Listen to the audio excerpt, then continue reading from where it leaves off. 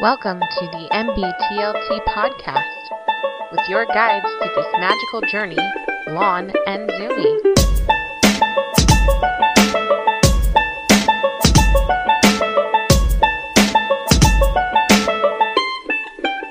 Welcome back to the NBTLT podcast, the only podcast that doesn't care about your private parts. I'm Lon, and I'm joined with Zumi, again, to talk about all kinds of things, again, because we love you guys, and we love getting all your downloads, which you need to start fucking doing. Anyway, how you doing, Zumi? I'm all right. How are you? I could be better. I could be relishing in a Super Bowl victory, but that's not gonna fucking happen. I see you're wearing a Patriots champions t-shirt. Okay, just because they lost doesn't mean I'm not a fan, you know. Like some Chargers fans I know, they there's this one guy, you might know him. You know, he was a fan of the Chargers for a while, and after a few years of disappointment, he decided he was going to jump ship and go with one of the best teams in the league. Hey, I jumped ship because they left San Diego. They're no longer the San Diego Chargers, all right? So you can't blame them. San Diego Superchargers. Now, if the Patriots moved from New England, I mean, that wouldn't affect you because you didn't have like that state. If the team stayed the same, no, I wouldn't change. Yeah, see, you know, they were almost the I think the St. Louis Stallions, because you know they were such a horrible team that they were going to get sold off, you know, to a new owner, and it just so happens that Robert Kraft bought them and said, nope, we're going to keep them in Boston. We're just going to move the stadium a little later. We're going to put it in Foxborough, better location and stuff, but there's still going to be the Boston Patriots, but they kind of renamed them to the New England Patriots. But they were the New England Patriots before he bought them. So anyway, so yeah, I'm a little sad, but it's really not that bad. You know, the Eagles definitely earned it. Yeah. And they got the best out of our offense. I wouldn't say they got the best out of our defense. You know, I am only going to say that this is why I don't do sports betting. Yeah. Because I can't fucking call games. Well, especially in like football though, or not just football, but like football and soccer and baseball, like you have no fucking clue what's going to happen. There's a reason why they say any given Sunday. Yeah. Shit happens, dude. Dude, but I mean, even the last play, you know, when Brady threw that Hail Mary.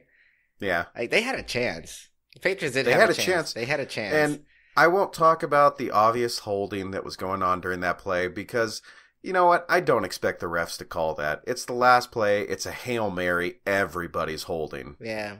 Right? You know, so Gronk was right there. You know, and he did throw it right to him, but, you know, he's not Aaron Rodgers, you know. And that wasn't, you know, I mean, it's Gronk, but he's not always going to come down with it. But I think I surprised everybody in my wife's family because I wasn't as sad as everybody thought I was going to be for some reason. Yeah. And they all ask me how I'm doing. I'm like, I'm fine. I got 5 rings. You know, what am I supposed to be upset about? Not like I'm upset they lost, but I'm spoiled. Yeah, I still had to text you though. Yeah, had to make sure you didn't commit suicide or something. Oh like that, no, you know. No, I could see that if I was a Browns fan and this was the one Super Bowl we went to, you know, that might be different. Or if I was a Bills fan going to 4 Super Bowls in a row and losing each one, that's different. You know, like today it's like deja vu though. Why is that? Well, NFL is done. Now what? Well, this is what we've talked about last year. I know, and I mean, but there's last no Game year, of Thrones. Last year there was Game of Thrones, and last year we sort of still had Kobe. Kind of, sort of. Yeah. So, but now fucking Lakers suck balls, and yes, they do. Yes, they do. Jesus Christ, man! And then you got like guys like Isaiah Thomas going to, you know, what this will be his 3rd team now. Yeah. In like 3 years. It's just so like, fucking pick one, and then I would say like, you know, at least we have LeBron. Like, but fuck, man, the Caps are like Ugh. Yeah, I don't know. The basketball has always been kind of weird, Not always though. Not always. I won't say that. Basketball was a little steadier, I would say, in like the golden age, back in like the early 80s through maybe like the mid 90s, where there was really good basketball. And I'm not saying it's not really good now. It was just different. Yeah. And I remember seeing some of those games when I was a kid, and and I still got to see, at least like some of Larry Bird and a little bit of Michael Jordan and, all these guys, the Dream Team, right? Right. Which actually I just watched. It was like a little compilation of the best U.S. Olympic moments. And it was on YouTube, and it's pretty cool. It's by this guy that does a bunch of other highlight videos and stuff. And he does really well on them. He does, like puts music in the background and everything and makes it all dramatic. There was one part of it that was better, or really good, and I like a whole lot better than this, but they did have a portion of it where they were talking about the Dream Team, when they went to the Olympics, because before that we were sending our collegiate players, right? Right. And we were just getting hammered. Every time we'd go to the Olympics, our basketball team would just get destroyed, because all these other countries are playing their professionals, and some of these professionals play here. They just go back to their country of origin to play because, America doesn't play their professional players. So, and then the U.S., we get sick and tired of it, right? And of course, all the professional players, they're seeing all this shit happen every time we go to the Olympics. And they're like, okay, that's enough. This is bullshit. So you had guys like, like Larry Bird was on that team, Michael Jordan, I think Charles Barkley, yeah. And just all these big name players. I think a young Kobe made the team, didn't he? I don't know. But I do know that I watched that when I was a kid. Like their first game. And I think their first game was against Angola. And, poor Angola. I think it was like, the score was like 60-something to 14. Jesus. And that was just like the first 10 minutes of the game. It was like, oh my God. And of course they beat every single team handily. Yeah. And there was even some teams that got up to like 80 points, but it didn't matter because the U.S. team had like 130 something, so it's like, oh, well, they just put in their, their backup guys, But, yeah, that was a good part. But the part I like better, and the part that always gets me a little teary-eyed, not like a sad thing. Well, I guess it is kind of sad, but not really. Is it Carrie Strub, the gymnast, or the gymnast? She was the one that broke her ankle, like on the one vault prior to her winning the gold. Okay, I'm sure that our listeners know exactly who I'm talking about. I'll get the video of her, but she was the one. She was really struggling. She was the one that had a whole lot of talent, and she just couldn't perform for some reason. Like she just wasn't doing very well in the Olympics, but she's most definitely the most talented gymnast out there. But she kept on failing. Like she couldn't land her moves, and finally it comes down to the vault where where they run at full speed and then they jump off that that tiny ass trampoline and they hit the horse and do like some crazy ass flip and then they have to land it, right? Right. Well, on her first one, she breaks her ankle. And it's almost shattered. Jesus. And then she decides, well, I'm going to do it again. I have one more. So they tape her up like crazy, right? I have another ankle. Is that yeah, what she said? pretty much. Holy shit. Well, she does it and she runs full speed. And if you look in her face as she's running, you can tell there's pain. She doesn't show it like by wincing or anything, but it's like pure concentration, like trying to drown it out. But she runs at full speeds, bounces off that trampoline, does this crazy ass flip in the air, and fucking lands it. And then immediately after she lands it, puts her hands up in the air, she goes down to the mat. And she is in tons of pain. Here, I'll get it. Let me see. Carrie Strub, is Is it Carrie Strub? She won the medal for this?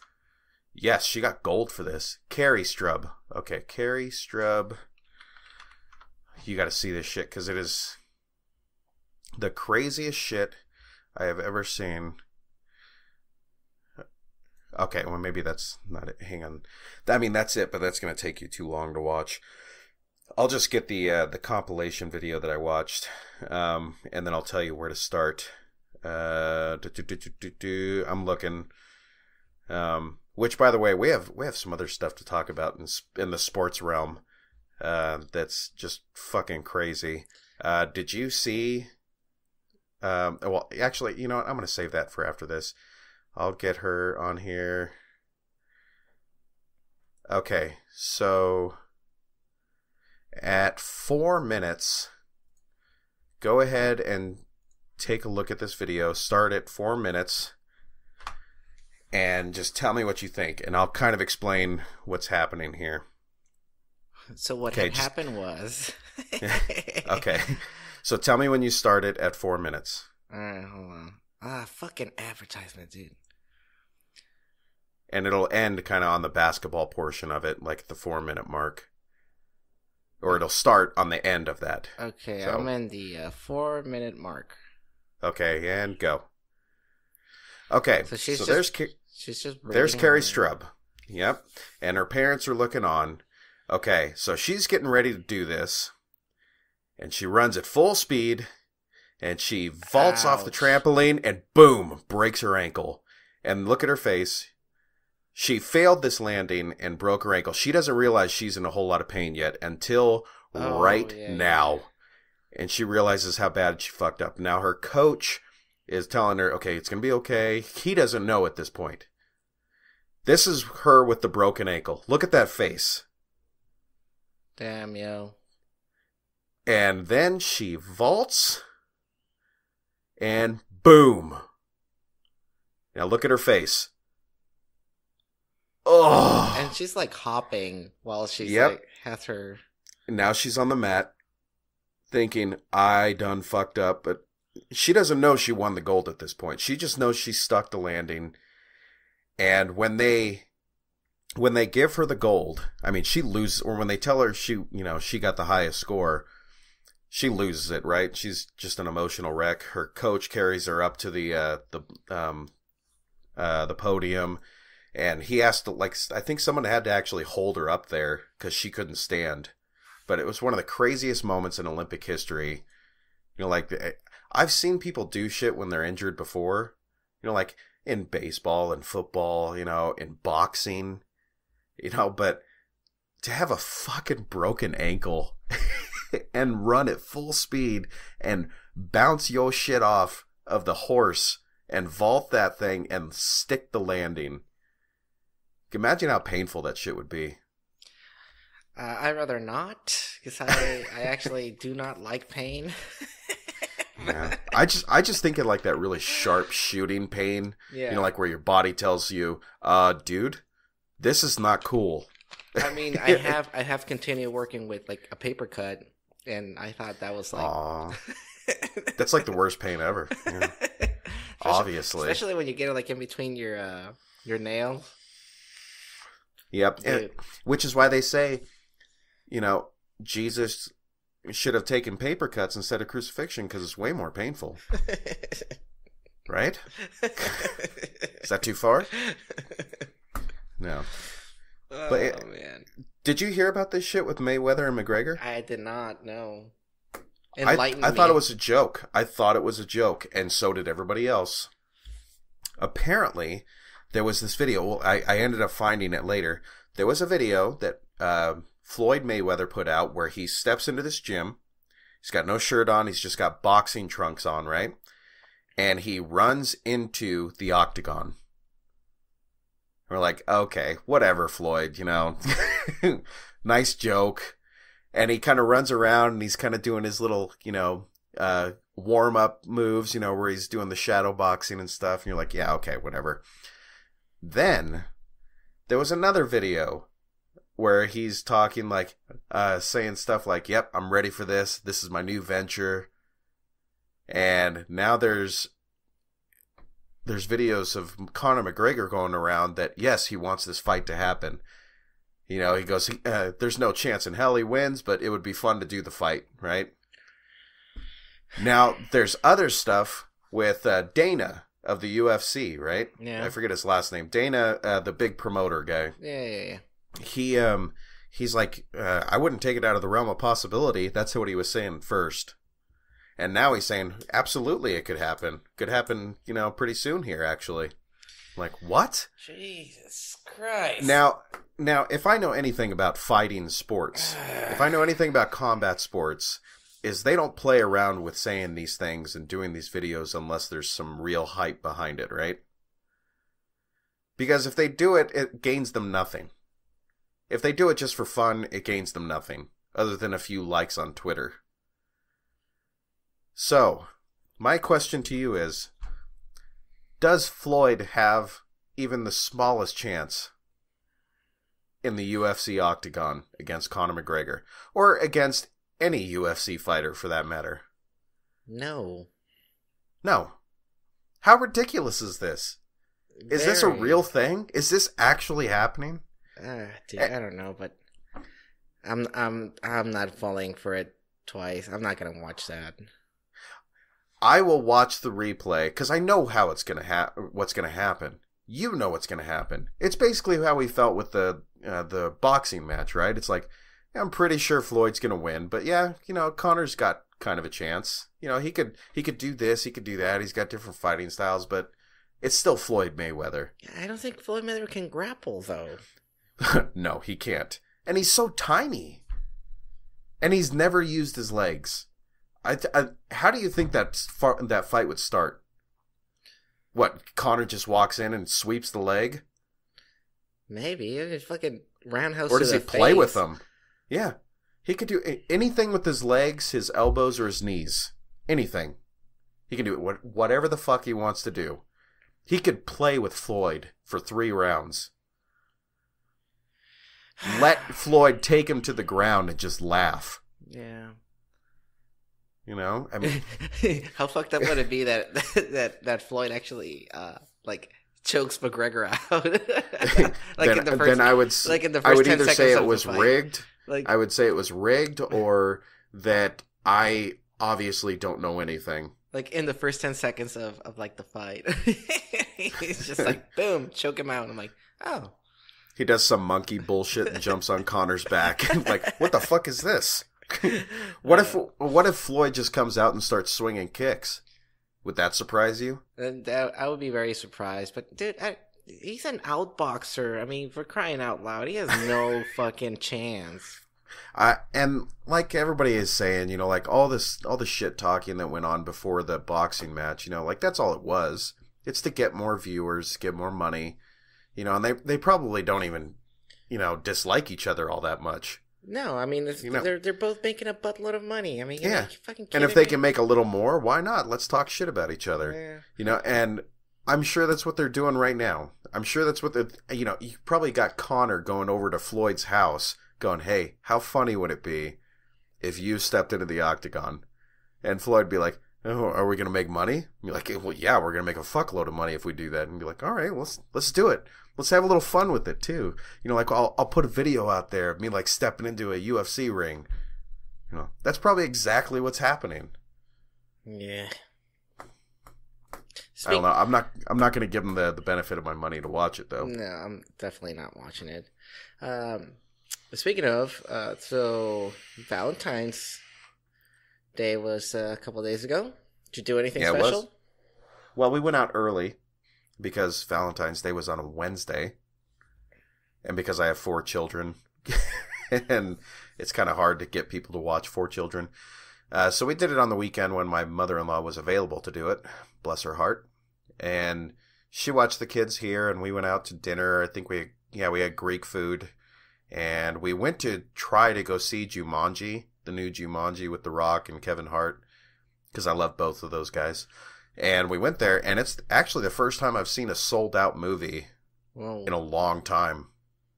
I mean, we even got there like 45 minutes before, you know, like just to see. We're like, yeah, you know, if we can, we can. If we can't, then we'll just, you know, go do something else. So we weren't able to go see that, but we kind of just hung out and did what we did when we were dating, like just kind of go wherever we want to and kind of have some fun. And that was cool. I actually enjoy that a lot more. And I think she enjoyed it more. It's pretty good. At least she said that she enjoyed it. So yeah, we just had it. We had it today, actually. Yeah. And we ended up not. We were supposed to go to the States. We ended up not going. So we stayed here in Mexico. And my wife sometimes she cracks me up because I'm like, all right, so where do you want to go? And since we're not going to the States, and she's like, just take me to Starbucks. I'm like, all right. I'm like, all right, I guess. She's like, it's just like simple. And then after that, she's like, there's this sushi place that I want to try. I'm like, all right. But, I think I've told this before, like on the podcast, like Mexicans can't do fucking sushi, dude. Why? Because it's not anywhere close to what Mexican food is? No. Okay, so it's not. We have the seafood, right? We definitely have the fish. We definitely have like the shrimp and all that stuff. But motherfuckers, they put Philadelphia cheese on every fucking roll. even Why? Even a California roll. That's sacrilege. I'm sorry. They have this land, sea, and air, right? So they'll do this sushi rolls with chicken, one with fish, the other one with carne asada, which sounds amazing. But they put fucking Philadelphia cheese in the middle. I'm like, what the fuck is wrong with you guys? Like, you don't have to have cheese on everything. And yeah, and I told I think I told you, right? Like I told my wife, it's like yeah, this sushi is like nothing like the one that you can get in the States. And I've taken her to like Sushi Yama. Oh God. And I mean, not high end, but it's up there, right? It's pricey. Yeah. And when I told her, it's like, yeah, this is real sushi, and then she tried it, and she was like, at first she gave that little like yucky face, like I don't think I'm gonna like this, and I'm like, we're putting raw fish in your mouth. I'm like, just try it, please, and dude, one bite, and she was like, I'm in love with this. Like every time we go to the States, she's like, when are you gonna take me to get some sushi? And I'm like, I still gotta take it to like Olive Garden, P.F. Chang's and stuff, like. All the really fancy places. We gotta try like the crappy ones, and she was just like, she just fell in love with sushi, and I was surprised she asked for sushi, and I'm like, babe, are you sure they're gonna put Philadelphia cheese on all of them? And she's like, I don't care. I couldn't eat it. I ended up grabbing like a teriyaki bowl, which was good, right? But it's simple. It's hard to fuck up. But fuck, I had 2 rolls, and after 2 rolls, I was done. I'm like, all I can taste is the fucking Philadelphia cheese. I can't taste anything else. I can't taste the tuna. Can't taste the salmon. Definitely can't taste the shrimp. I'm like, no, I don't know, dude. Mexicans cannot fucking do sushi. Well, I don't know if I really blame them. It's like it's kind of like how other countries, like especially like European countries, try to reproduce the hamburger. And they all have like their special touch. It's like, oh, we're gonna put on a fuckload of mayonnaise on it, or we're gonna do, like some. But Philadelphia cheese not even Mexican, dude. I know that, but it's like they all like all countries have their own spin on stuff, and they think it's gonna be good, and it's because of that one manager. Or that one guy, that decides, oh, well, we got to put this in it. Yeah. It'll make it so much better. And it might be good to them, but it's like, dude, come on, let's try to be authentic. It's kind of like that one time I went to the Spokane Fair, remember? And this white guy, like white as white, try to make me eat carne asada, air quotes. Oh, yeah. Remember how bad that was? Yeah. It's like, dude, come on, man. I was just like, dude, I'm Mexican. This is not carne asada. Well, it's like, this is a steak. I think it's funny when somebody like says, oh, I want to have some Mexican food, and you'll hear someone say like, oh, let's go to Taco Bell. Yeah. Like, okay, seriously, it's not that I hate Taco Bell. I enjoy Taco Bell, but it's not fucking Mexican food. I'm sorry. Yeah. It's Tex-Mex at its closest. Barely. Yeah. Barely. It's definitely not Mexican food, but I gotta hand it to Taco Bell for their inventive ideas, though. Hey, that crunchy quesadilla that they have. Oh my god. I've never had it. I do like It's their like- Doritos Locos tacos. It's like a guilty pleasure of mine, but I can only do it when I'm drunk. Well, I do like there'll be it's kind of like what do you call it? Liverwurst. It's one of those things that I don't really like, but there'll be some times where I'll just have one of those days and I'm like, you know what? I could go for some Taco Bell. Or Sonic. I like Sonic, but I don't like everything they have. I like their limeades, but the food is fucking shit, dude. Well, I love when people here in Spokane try to tell me that Sonic is better than In-N-Out. Fuck no. I'm like, you can go fuck yourself. No. Because that's. I mean, I can get the Five Guys versus In-N-Out argument. I don't even like Five Guys. It's not In-N-Out. I can get it, but I can get that, but I can't get In-N-Out versus Sonic. There's no way. No. Well, have you ever been Delicious? Have I ever been delicious? I'm always delicious. Or been too delicious? No. Delicious is a burger joint up here, and it's one of those places that people like to claim that is just like In-N-Out. And I said, well, first of all, it's like a restaurant, so no.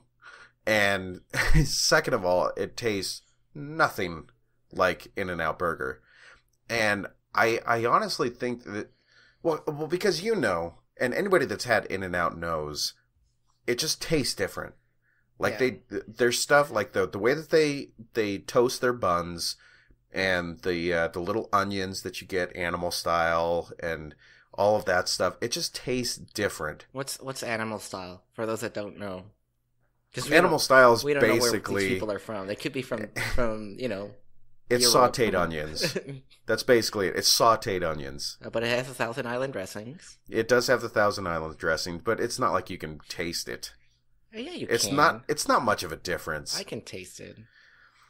But In-N-Out Burger, like, how many items are actually on the menu? There's only 3. But it's a single, double. It's a single, a double, and a whatchamacallit? What is that thing? It's a hamburger, a cheeseburger, and then a double cheeseburger. Yeah.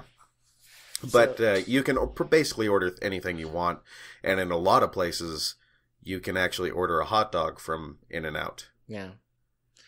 I didn't know this, but did you know that you can actually get a puppy patty?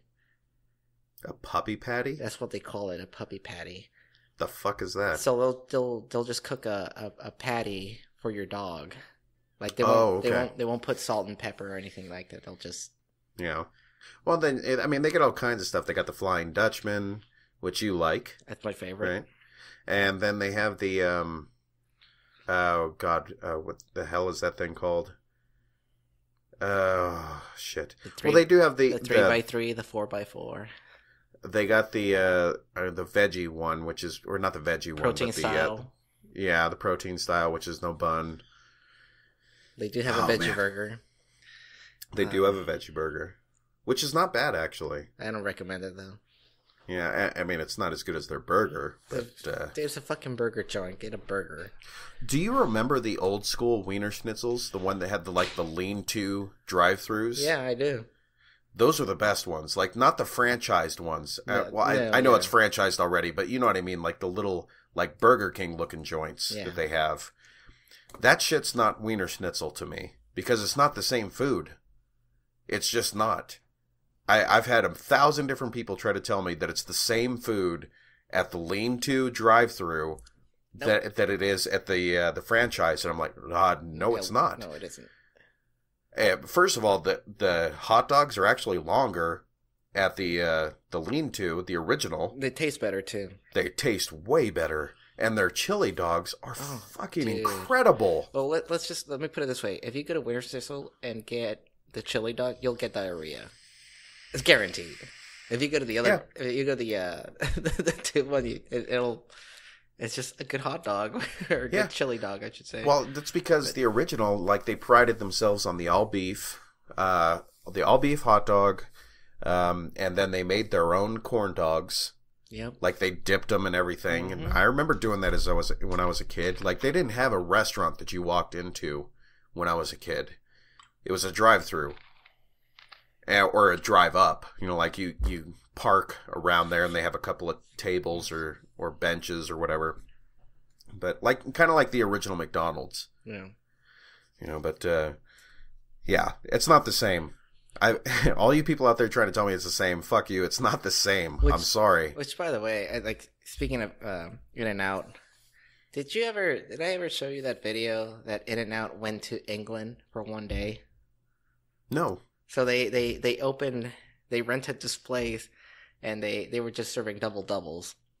Oh. So, yes. But English people got to try In-N-Out burger for one day. Did they cry? Dude, there was like a fucking 3-hour wait. Oh yeah. For people, and they sold out.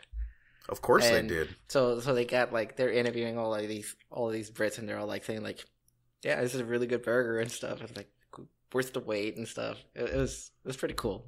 I thought it was pretty cool. Well, it's like the old debate, you know. It's all these burger joints up against In-N-Out, because it's been going on since In-N-Out started to get a little bit famous. You know which one wins most of the time though when they do like the patties and all that stuff?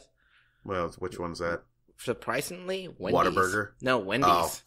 Well, Wendy's is a good burger. Wendy's usually beats In-N-Out on like the taste of the patty and all that stuff. You know, I could see that. Honestly, I think as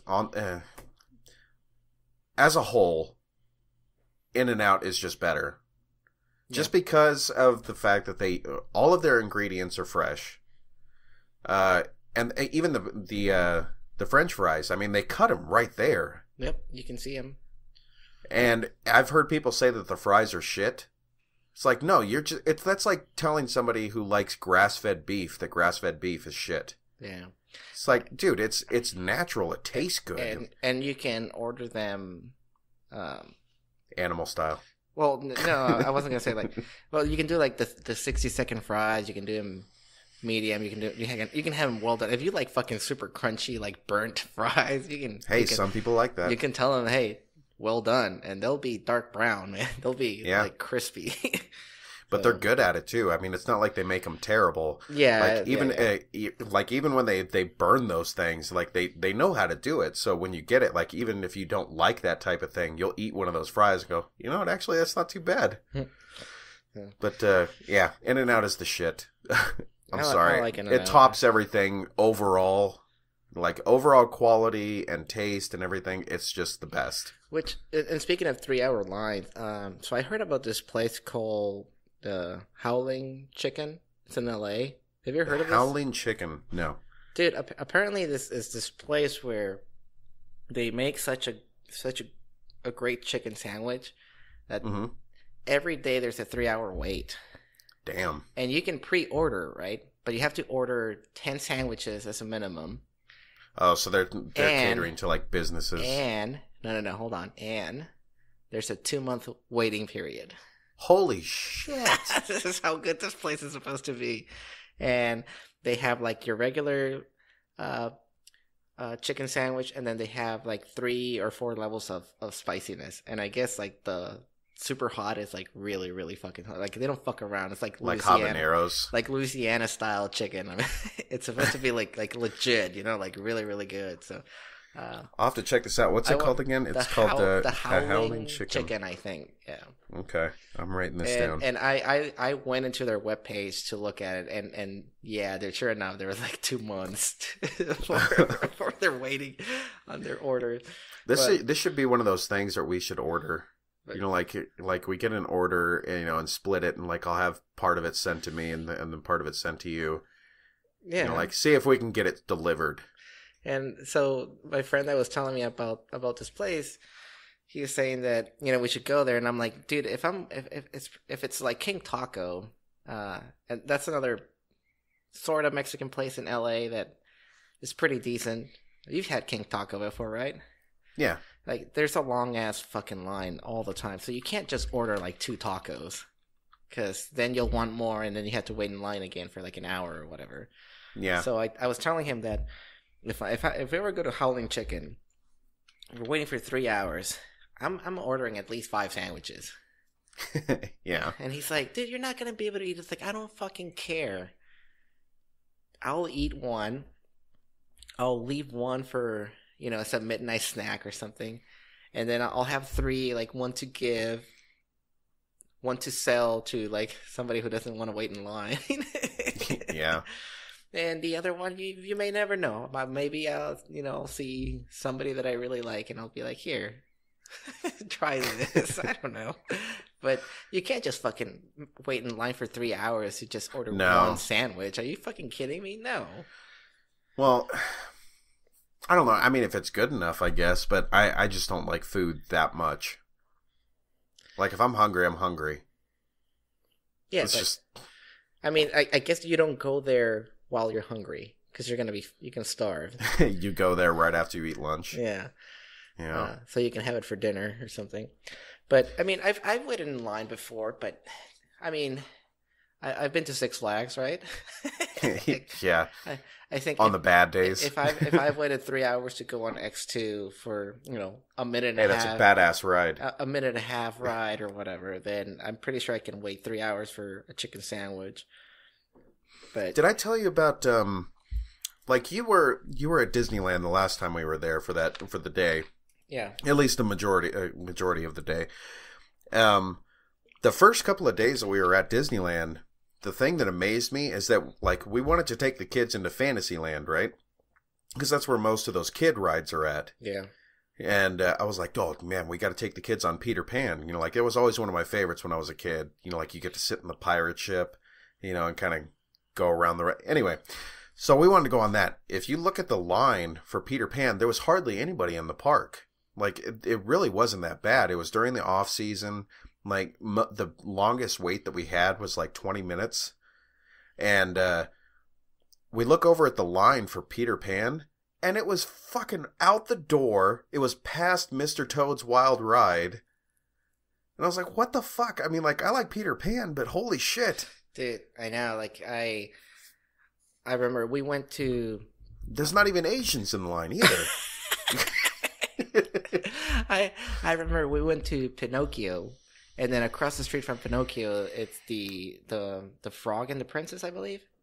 The Princess and the Frog, or something like that. Yeah, that one was fucking packed. Like the line doesn't make any sense. The line was out the door, and I'm like, well, let's just go back into Pinocchio. Yeah, it's just like. Well, I would have expected rides like the Mad Hatter's Tea Party or whatever. Yeah, which I love. Like, yeah, I don't love it because of the ride, like, necessarily. I love it because of the music. Yeah. Because it's, like, it's just part of my childhood. Like, I always tell people, when I'm getting ready to go to Disneyland, I always go onto YouTube and just find the ride music for, like, the line music for the Mad Hatter's Tea Party. Oh my God. And I just listen to it, because I'm like, oh, man, it just takes me back to being a kid. And anyway, but, like, I would have thought a movie or a ride like that would have been something that people would line up for, because it's not necessarily for little kids, because they'll barf. You're just spinning around in a teacup. But yeah, Peter Pan, what the fuck? Hey, we went off track. We haven't talked shit about the set list that we have here. That's okay. But anyway, wait, I gotta ask you this real quick before you start. Tell me, I'm gonna send you this picture of the designer of the Statue of Liberty, and tell me this guy doesn't look like Rhett from Rhett and Link. You ready? Yeah. Okay, look. I think I saw this. I think you sent me this already. Yeah, I put this up on Twitter too. Tell me that doesn't look like Rhett. He does. It doesn't have like the volume on the hair. No. But he does look like Rhett. It's fucking Rhett. Anyway, all right, we can continue with the actual set list that we played out here. Back to Valentine's Day. What would you think is the perfect bad date? Now, define bad date. What are you talking about? Like, she throws up in your mouth when you're trying to make out? It's just a bad date. Who would it be? Who would it be? What would happen? Who's involved? Oh, so, like, not that it's a good bad date. It's just, like, the perfect storm? Yeah. Okay. So, the perfect bad date would have to start out with as a blind date. A blind date, right? Like, you have no idea who you're going to meet up with. Right? Okay. So, like, not necessarily like you think you're going to meet up with somebody, and then the person that you actually meet up with doesn't look like their profile photo. Like, that's bad, but I mean, like, a blind date, like, you're expecting that it'll be at least decent, right? And when they show up, it's a fucking cave troll. Or they show up and she's beautiful, but she's got a bad fucking attitude. Like, you could not fuck her with my dick. That bad, huh? Yeah, it's just like every time she opens her mouth, you're just like, oh my god, I just want to stab your throat. Like, she's mean to the waiter. She's mean to the waiter. Oh my god. She picks her nose while we're eating.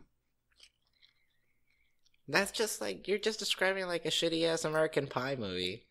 Yeah, but she's like rolling the booger though. Oh my god. You know, like, and as she's talking to you, she's got her elbow up on the table, and she's just rolling that thing. I don't know, like, a perfect bad date. I don't know, like, is it just bad for me, or is it bad for both parties? It doesn't matter, I guess. I guess the terrorist attack during the date. A terrorist attack? I mean, that would be pretty bad, but Yeah. No, I was thinking more like on the lines of somebody overhyped this person. Like i.e. you're gonna be like I got the perfect person for you. Mm-hmm. You show up. You don't make or you try to make an instant connection with them, like you try to like actually be nice and talk to them, and they have no fucking social skills whatsoever. Just awkward. So like a nerd?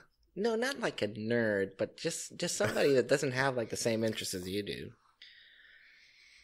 Okay, so and then like they're into like the Kardashians. But they're oblivious about this. Like, they don't get the hint.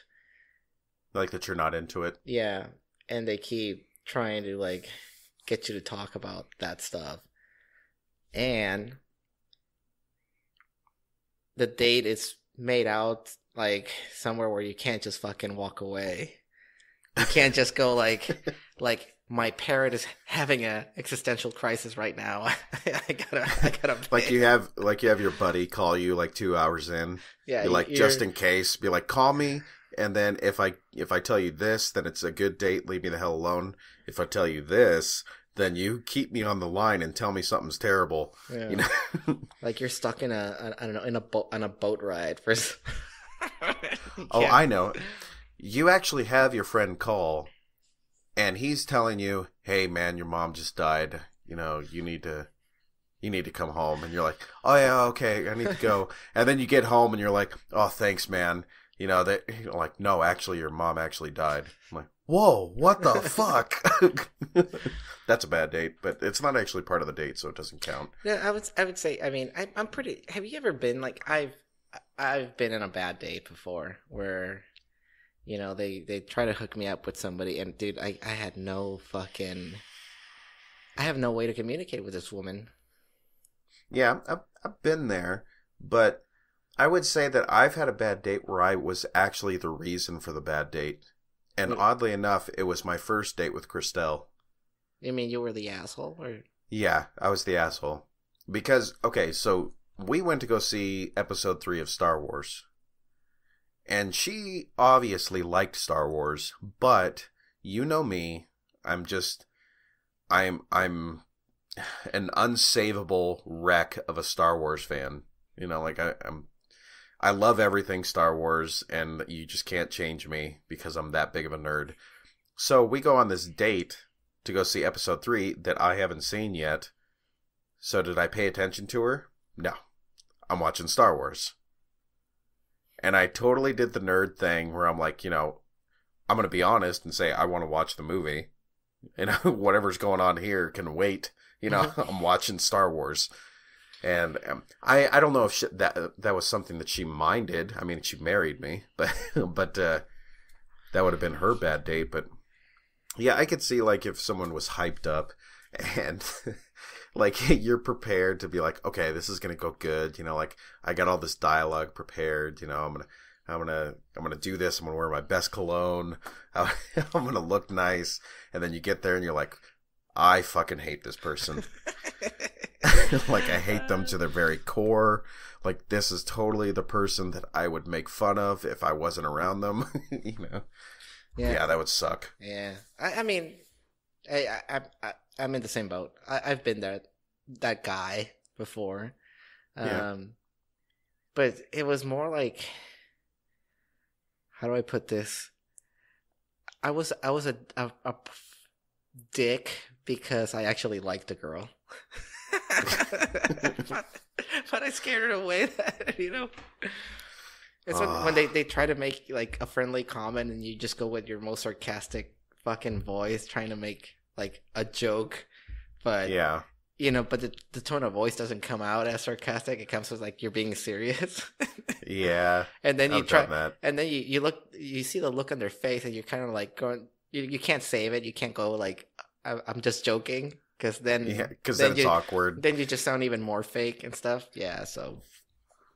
It sounds like you're just trying to save it. You know, you're like, oh, I just realized I actually hurt their feelings, so I better be careful now. But those were also in the good old days when we had no idea how to be with women. Yeah.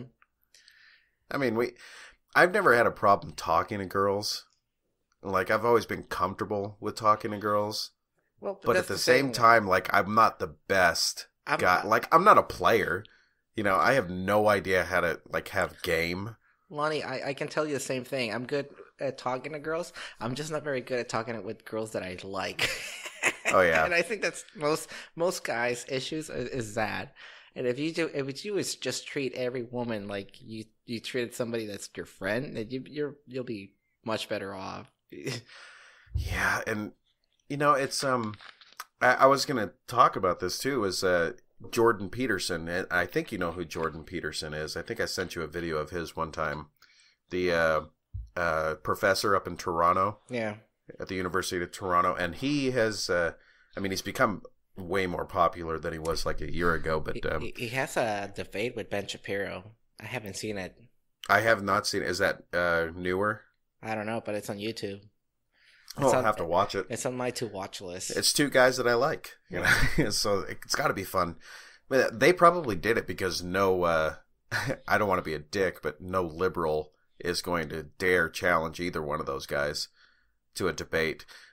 But so they just do it with each other. Yeah. But it's actually two guys that kind of like each other, so that's kind of cool that they do a debate. But he talks about why men have such a problem being around women, like especially if the guy likes the girl, and the pedestal that men I know I want to say it so bad, but the pedestal that women or men put women on, when they like them, like, oh my God, like this fear that you have, and why we feel that way as men, and it's in part due to all of the rejection of not what we've experienced, but what other men have experienced in rejection. Mm-hmm. And we see that and go, oh my God, like if I say the wrong thing, they're going to fucking hate me.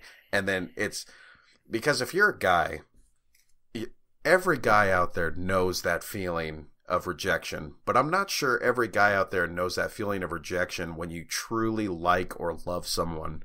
No, they do. Because it's like, it's not just twice as bad. It's like infinitely worse. Because not only do they now hate your guts, or at least maybe not even hate your guts, but they think of you in this weird, awkward way that you would much rather have them not even know you existed.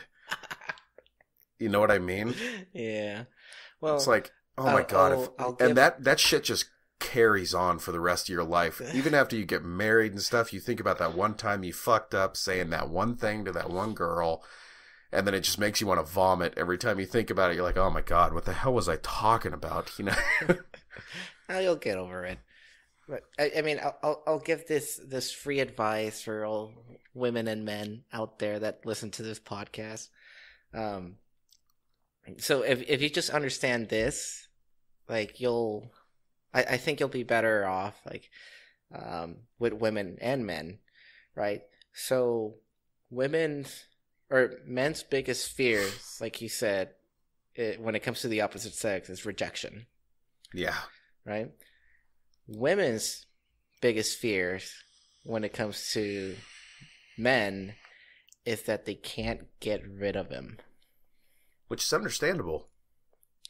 I.e. because we don't take hints very well. Exactly. So a guy does usually a guy's interaction goes like this: make eye contact.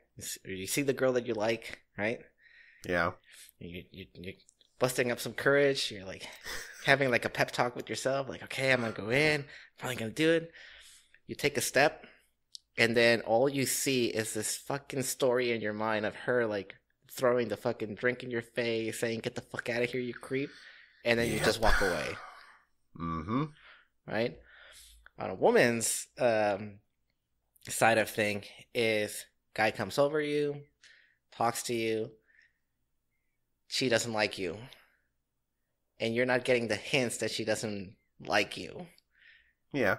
And so her biggest fear is that you can't get rid of him. So that's why you kind of like see him look like, where's my friend that I need to like meet like right now? Well, the thing that has always amazed me is that I've heard some men say like, oh, they just wish they knew what women were thinking before they went up and talked to them. I'm like, well, that wouldn't help. No, it wouldn't. It wouldn't help even in the slightest. Like, even because, like, that's why I think that movie, What Women Want, is absolute bullshit. Because, yes, I guess you could kind of, like, finagle your way into a false relationship if you wanted to. I guess you could find a way to get laid, with that type of power, right? If you knew what women were thinking, you could just do the thing. Like, but you'd have to be extremely subtle about it. Because women are, like, I think... like, men are logically intelligent for the most part, right? We are problem solvers. We're hunters, basically. And the way we think is like, okay, this makes sense. This is what I'm going to do. This is how I'm going to do it. And that's how everything's going to get done. No big deal. I got this. Women don't think like that at all. I mean, in I guess. and guys, if you're basing your strategy to go meet women on this way, conversation should go like this: I'm gonna say hi, she's gonna say this. Oh, you're so fucked. You're fucking screwed, man. You're so screwed. You have already lost the battle. It's I did learn from my teacher a way to talk to women. 3 steps. You want me to share? I would love to, because I'm of the belief that women operate mainly on body language rather than speech when it comes to introducing and talking. I mean, it's part of it, right? So communication has, I think I've talked about this before, it has 3 levels. So you got your physical, then you got words, and then you got tonality. So usually body language ranks up in first place, like 55%. Yeah. It's like 38% is like is the words that you actually use, and then the rest is that tonality of your voice. Oh yeah. So that's a big percentage for such a small thing, though. Right. So if you think about it, like if you're fucking clueless about body language, then that's where you should start. Yeah. But it's the biggest factor. But the way that you can build rapport with any and I'm not just talking women. I'm like, you can build rapport with men. It's just 3 simple levels, right? So there's 3 simple level questions. So the first one is occasion, location. So usually, what's the occasion that brought you here? So if you're in a party, obviously, like, it's gonna be like, maybe it's a birthday, or if you're in a bar, then what brought you here. It's like those are the first level questions that you ask.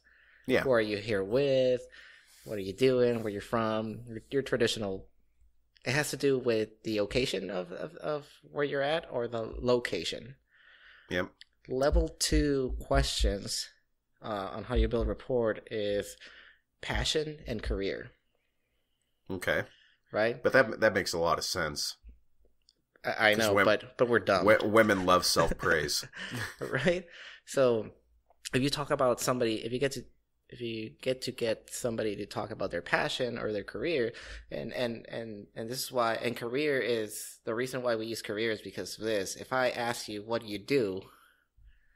You usually respond with, I'm a.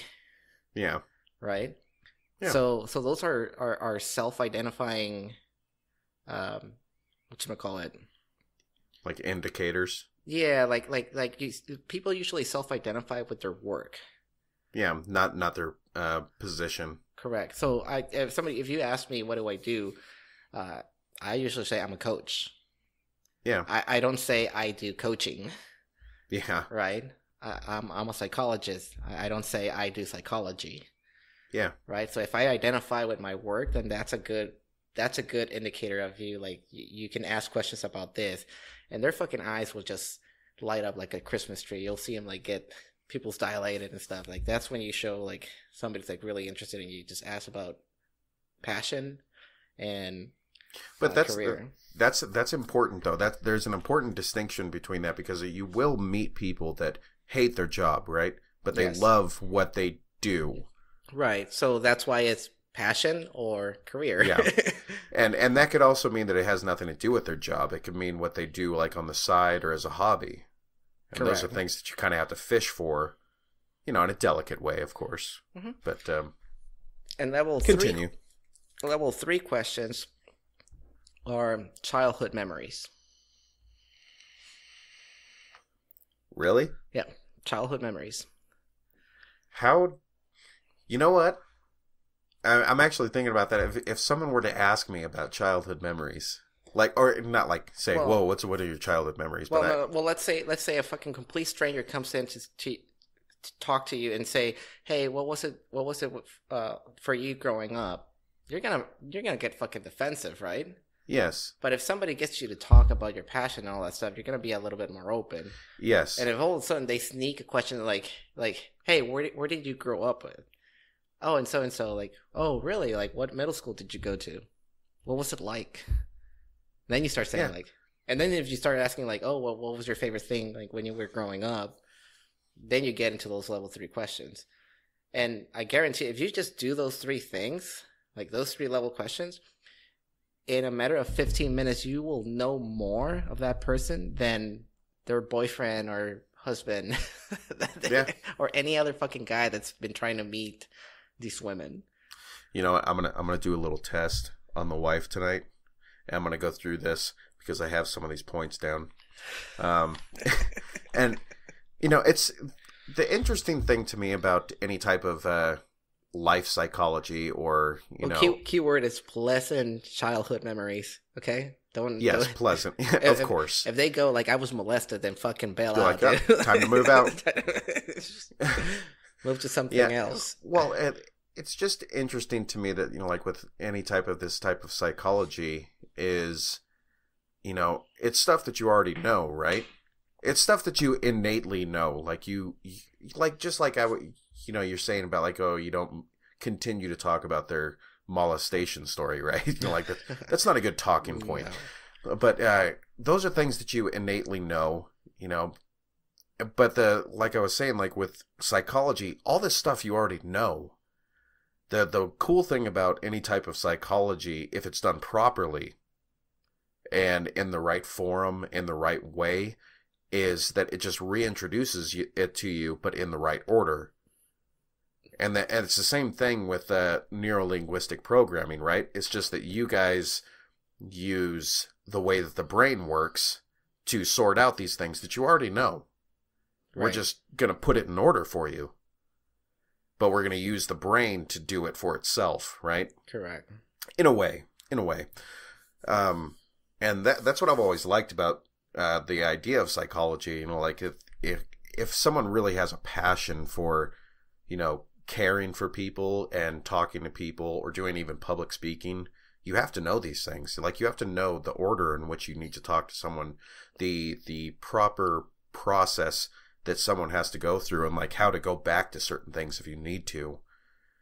And I feel like that was kind of lost in mainstream psychology. Yeah. It's like, oh, let's just go through this little game. It's like it's meant for, and it's probably a good thing. It's probably a great thing when it first started, but it's great for certain people. You know what I mean? It's like, the whole like being born again game where like put somebody in a blanket, like, okay, maybe that works for somebody, but that doesn't work for everybody. Let's not go through this, for every single person. You have to read the signs and the signals and, but yeah, I feel so bad for guys that, like, we've talked about this before. I feel so bad for guys that have such a hard time talking to girls in general. Like, even if they aren't particularly infatuated with them in any way. Yeah. It's like they just have an issue. And like I said, I feel for them because I was there too. Like, I was that awkward kid that just fucking, like I said, I would make up the most fucking sarcastic comment that I can think of. Yep. And it would come off as I'm being a dick. And... Well, yeah, and it's not even because I want these guys to get laid. That's not it. It's just they have to work with these people. They have to live with these people. They have to eventually get married to these people, right? Right. Like you got to know how to talk to everybody, not just your own gender. Even then, like even that's an issue for some people. It's like, how do I talk to my own, gender? And here's the thing though, like if you do these 3 like basic level questions, you'll find out if you like the person or not. Yeah, you will. That's for sure. Like the best example of this, like in action, I hate to say it, but it's in a movie, and and that is Swingers. Yeah. If you see Vince Vaughn's character when they go out and he's talking to that short haired girl, and she's just laughing and just going on, and she's just babbling, and you can just see Vince Vaughn just laughing and nodding and stuff, right?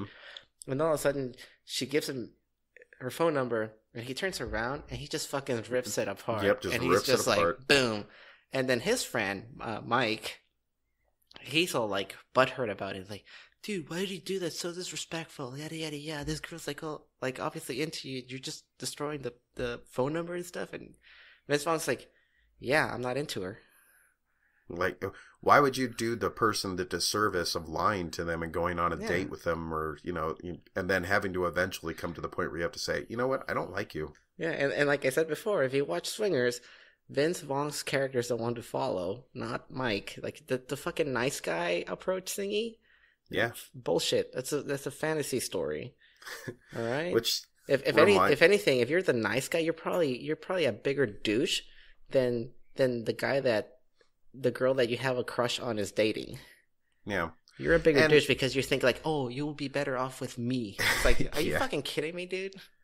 No, you can't do, like, when you're first with a woman, you can't do the flowers and chocolate approach. Fuck no. No. Until she is your girlfriend or your spouse or something serious, nothing. You owe them nothing. Nothing. And they don't owe you anything. That's the other thing that people have to realize. You don't even owe them a phone call. No. And I think that is one of those things that we've lost as a generation. I think it was our generation that kind of lost that because we're we've said it before, we're the first of the millennials, right? Yeah. Yeah, we are. And it's shitty that we are, but we have to own the fact that our generation is at least partially responsible for the reason why human beings don't talk to each other anymore. And the shitty part about all this is that now people have lost this ability in such a way that we find people that want to talk, that are strangers, weird. Yes. And it's hard to go out there and just meet a girl now because of this, especially girls that are our age or younger, because they expect you to do either Tinder or Facebook or, some other type of social media forum instead of doing the normal thing, which is walking up to the person and saying, hi, how's it going? You know, And which, by the way, the best pickup line ever is that what Lonnie just said. Hi, how you doing? Yeah. That's the 'Cause best. it's simple. That's the It's best. non-threatening. Fucking pickup line. Hey, how you doing? there's, and I will argue that there's no such thing as a pickup line. You know, like, because pickup lines don't work. And if they do work, you don't want to be with that person. Yeah, exactly. It's like the nice shoes want to fuck. Yeah. It's probably a dude if she says yes. Yeah. And I don't know. It's just an interesting world now, and it makes me sad that it's all like this. Can we make a small parenthesis though? Now that we're like sort of like on the subject. Go ahead. So we had a what the fuck moment this week, right, Lonnie? We did. I sent you a screenshot on my phone. So we had this bed. Oh yes! Oh my God! How could I forget? And yours truly got a request on Rent-A-Friend.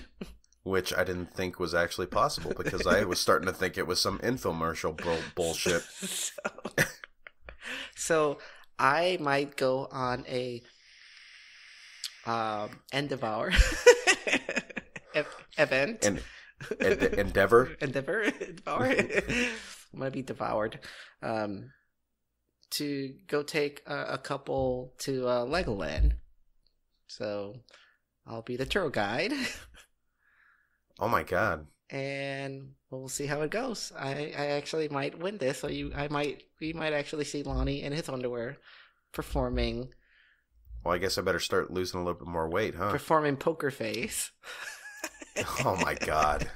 By Lady Gaga. Which, sadly enough, I know the song. You know, say what you will about Lady Gaga, she's got good music. Dude, she can fucking sing. That girl can sing. Yes, she can. And meat dresses aside. Yeah, the woman can sing. The woman can sing, and I saw her on American Horror Story.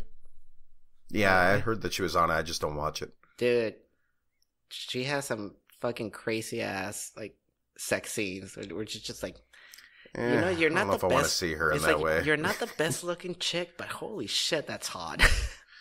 You know, we talk about Netflix a lot, right? I mean, we talk about, you know, like all the, like how good they're getting with their shows and stuff, right? And I've come across a show which, like, it just skyrocketed into popularity recently. Is Altered Carbon. Have you watched this shit? I have not. Dude? I will get on it though. It's my next one on the list. I just got done watching Godless, and if you haven't seen that, yeah, one, I need to watch it. I've heard a lot of people talking about it. If you're into westerns, I am. Jeff Daniels has the creepiest motherfucking character, but he's so. Okay. Are we talking about the same Jeff? Good. Yes, we're talking about Jeff Daniels. Dumb and Dumber? Yes, Jeff Daniels. Okay, I love him as an actor. Dude, he is so good. He plays this it's kind of like this. Well, he's a bandit, right? Yeah. But he's also sort of a preacher, which is kind of fucked up. I know, but it works so well. It works so well. So this is all a Western, like 1800s Western? Yes, it's like, okay. It's in, the premise is there's this town called LaBelle, and it was like a mining town. I'm pretty sure that's a real town. No, it's fictional. Are you sure? I read about it. It's supposed to be a fictional town. Anyways, all of the men were miners. So one day in the mine, something happened. They all fucking died instantly. So what the fuck? So the town is run mostly by women. Okay. That's not good. That's all I knew from the show, and that's all I'm telling you. But just know that Jeff Daniels is in there. He plays a bandit. I guess he's the villain of the show, you could say. And he's creepy as fuck, but he's so good. He's such a likable and lovable character, but he's fucked up.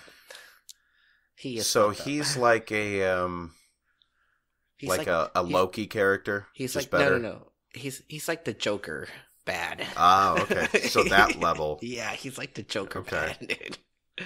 Well, But I anyways, have to. I digress. Altered Carbon. Altered Carbon is a futuristic movie, right? Or show rather. And basically, in the future, people have figured out a way to re-sleeve. And what re-sleeving is, they call our bodies sleeves. Like your body is a sleeve. So when you die, you can just get a new sleeve.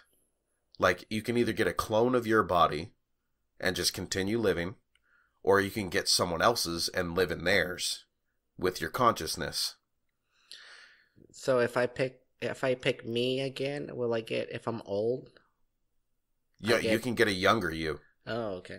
You can get a female if you want to, and that's one of the other things is that the main character is actually, I'm pretty sure he's Japanese, but when the show starts, he's in some white guy's body.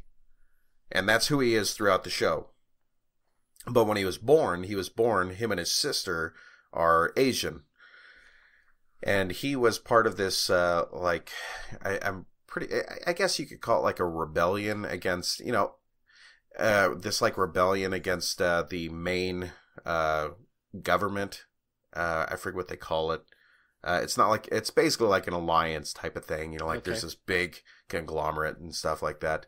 But I'll continue here in a second. We need to take a break real quick. We are well past the halfway point, so let's go ahead and take a break real quick.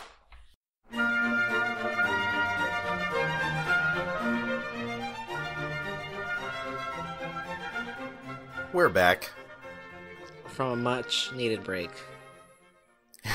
Sounds like you're having a party over there, dude. Yeah, I got family like outside and fucking relatives just hanging out. Yeah, it's Mexican family, dude. Come on. Yeah, you guys are over at each other's houses all the time, right? And I will say this: if you guys want to get rid of the music, you can advertise with us. Just send in a couple bucks. We have a pretty large audience by now. Yeah.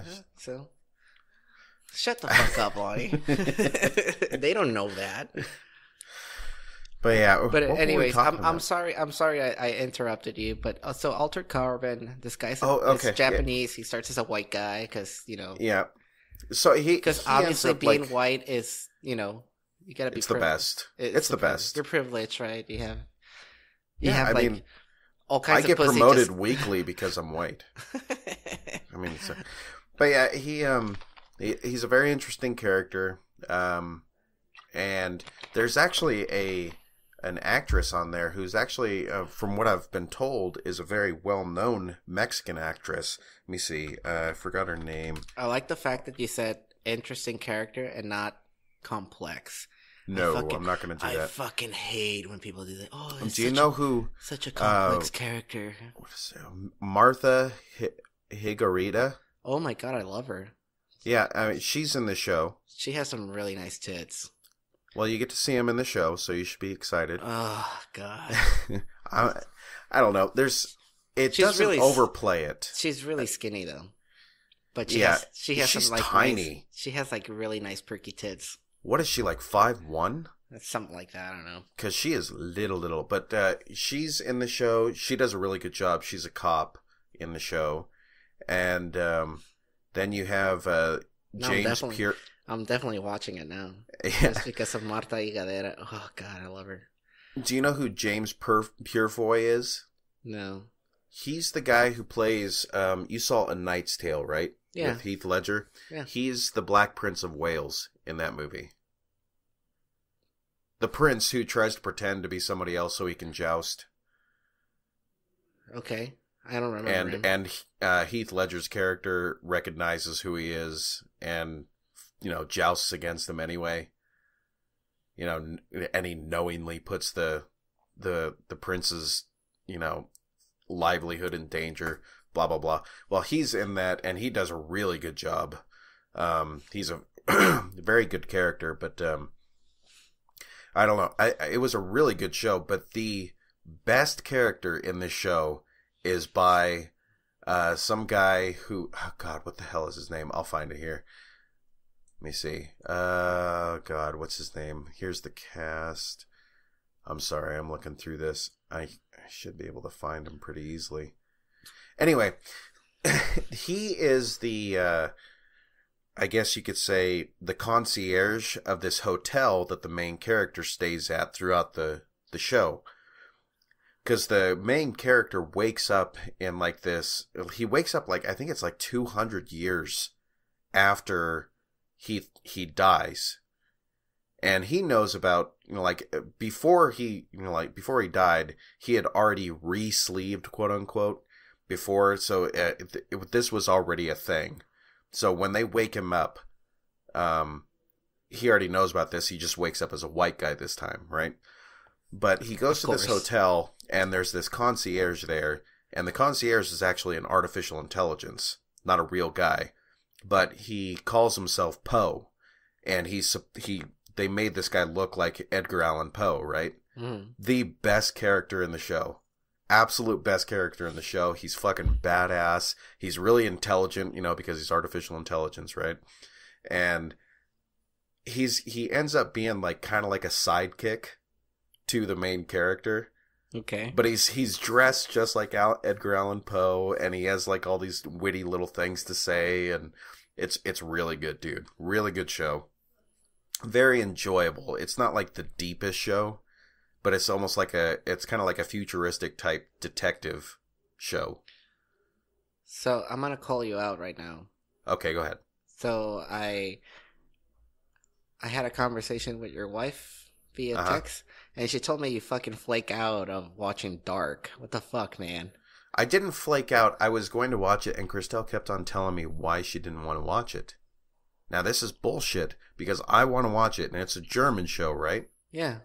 And it's all in German, and I was going to watch it with no dub. I was going to watch with the subtitles, because that's how I do things. I hate watching shit that's dubbed.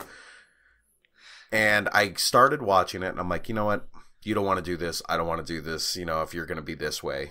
And because I'm not going to sit there with somebody who's just fuming over not wanting to watch something. That's not what she told me. She told me she finally said yes, and you flake out. Okay, well, I'm just going to do it one day, and we'll be like, you know what, fuck it. I'm going to watch it, and you're going to watch it, and you're going to fucking like it. So it's such a good show. Which brings me to a thing like I recently watched The Last Witch Hunter with Vin Diesel. Yeah. Dude, it was a bad movie. Very bad. It was bad. But I can't remember if it was from that movie or if it was from Godless, which is the most recent show that I watched. But this quote / prayer has been used before on other movies, and it kind of stuck with me. It's the Serenity Prayer. You've heard of this? God grant me the serenity. Yes. Yeah. it's the Alcoholics Anonymous prayer and all that stuff. I didn't know it was used in AA, but it was well put. Let me just put it. I know it was on Mr. Brooks, which I've never seen that movie, but I know you have. It's a good movie. But it's such a simple prayer, and it's really deep too if you think about it. Yes, it is. It is.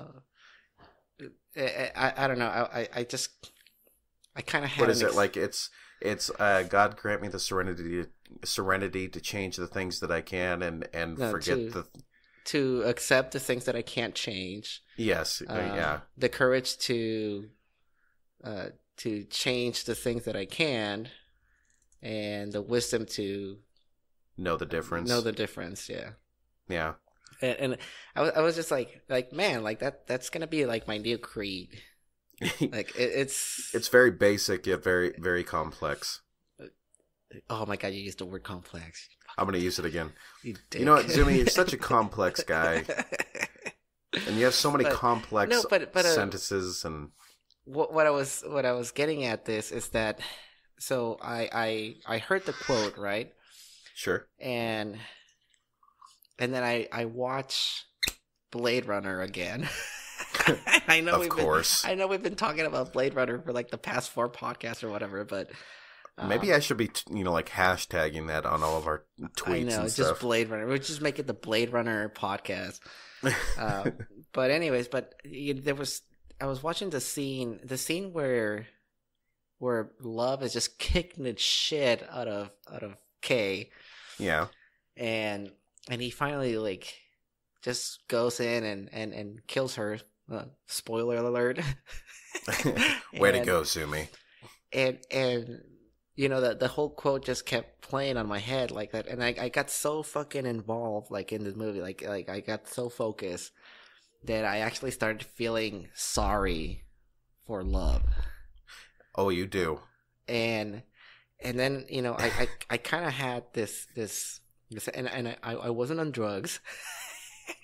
but I kind of had like, I started feeling like the frustration that Love had at that point, at that moment. Yeah. And then when she finally like, she does like the last head nod of like, there's no fucking air like anymore. She's just going lifeless, right? Yeah. At that point, I kind of felt like I was dying as well. Are you sure you weren't taking anything? I'm sure, dude. Trust me. Like this is like, kind of like an existential point in my life, right? Oh God. So I felt like I was dying at the same point that she was just like going lifeless, and then all of a sudden it was just like numbness, and I just felt calm, and I was just like, motherfucking movie, dude. Like, well, it gave me this feeling of like, I wonder if this is how it is like when people actually die. Like you get to that point where it's just like a transition. It's not necessarily like it's just pain. All of a sudden, boom, lights goes out. It was like pain, and then you just transition, and it's like, oh, it's the transition from I heard someone say it before. Oh my God, the guy was basically saying, like all the you see a bright light stuff, and like, oh, you see your family waiting for you, all that stuff is bullshit. Basically what it is it's you go from a state of rejection and denial that something is actually happening to you when you're dying, to a point where you just accept your fate, and you go into like not necessarily a peaceful trance, but like I have accepted what's happening to me, and it's going to be okay. Right. Yeah, that's perfect. Yeah, and but like I said, it felt like a transition, and then I mean, it only lasted like half a second, and I was just like, whoa. Yeah, but that quote kept playing in my head over and over and over again, and it was really weird. And I know I'm like going like a different fucking tangent here. Well, they say that's why a lot of POWs have a hard time transitioning back into like regular life if they get rescued. Like especially through Vietnam and the Korean War, or even like World War II and stuff. They said like POWs have a really difficult time if they were in captivity for a while, like say like a couple of weeks or more, and they get rescued or they get released or whatever. It's really difficult to come back out of that because you've already been in the state that you've already accepted that you're dead. So when you get released or you get saved out of that, it's almost like an inconvenience. It's like, dude, I'm already moving on. Like, I don't want any of this anymore. Like, even like the smallest thing about going home is more painful than what I just had. Like, because when you're, they say that about torture victims. Torture victims go through the same thing where they, accept their fate. And they just go numb. Or like, they've gotten waterboarded so much, or they get whipped or, tortured in terrible ways so much that it's like, now they're no longer in the state where like they're fearing the pain. Now they're just relishing the fact that the ritual is continuing. Isn't that fucked up? Yeah. Like, so you have gone from, like, a torture victim would go from the point, like, oh my God, they're going to torture me again, they're going to do this again. You do that enough times, the human body will go into a state where you're like, okay, they're coming in here in, like, the next 5 minutes to do this and to ask me these questions. So when they don't do it, it fucks with you. Like, it messes with your mind. You're like, why the hell didn't they come in? That's why they say, like, these torture experts, like these torture masters, you know, like you had told me the story about that one guy, the Asian torturist, that prided himself on how long he could keep his victims alive. One of the things that they learn is that you take away routine. Because if you take away routine, you can torture the person for longer. Because you can reach a certain point, and it can happen really fast with a torture victim, where even just a day or two, like if you start continuing the same process, where at 3 o'clock in the afternoon, I have to go into a cell and then start, waterboarding him. Well, he's going to get used to that. He's going to get used to the fact that you're coming in at 3 o'clock every day and you're grabbing him and you're putting him on a table and waterboarding him, so that when you don't do it anymore, and say this guy gets saved and he goes back to, his home, that guy's already got a ritual of pain in his head. So these POWs come back home and they're not crazy. Like a lot of people like to say, like, oh, this guy's messed up in the head. He got captured by the Viet Cong and they did all kinds of crazy stuff to him. Now he's just, messed up. No, he's not. He's not. He's just, his body has switched. Like, his brain has switched into this mode that, like, now he doesn't get that anymore. Not that that's not happening to him anymore. He doesn't get that anymore. That's messed up. And that's why I think it's one of the big reasons why you don't see a whole lot of defectors from North Korea. I'm not trying to switch, like, into something weird, but I'm trying to say the North Korean people are so used to having to tell on each other in fear of their neighbors telling on them for something. They're so used to their government oppressing them so bad that they're in this horrible hell of a life that if you take them out of that, what do? That's awful.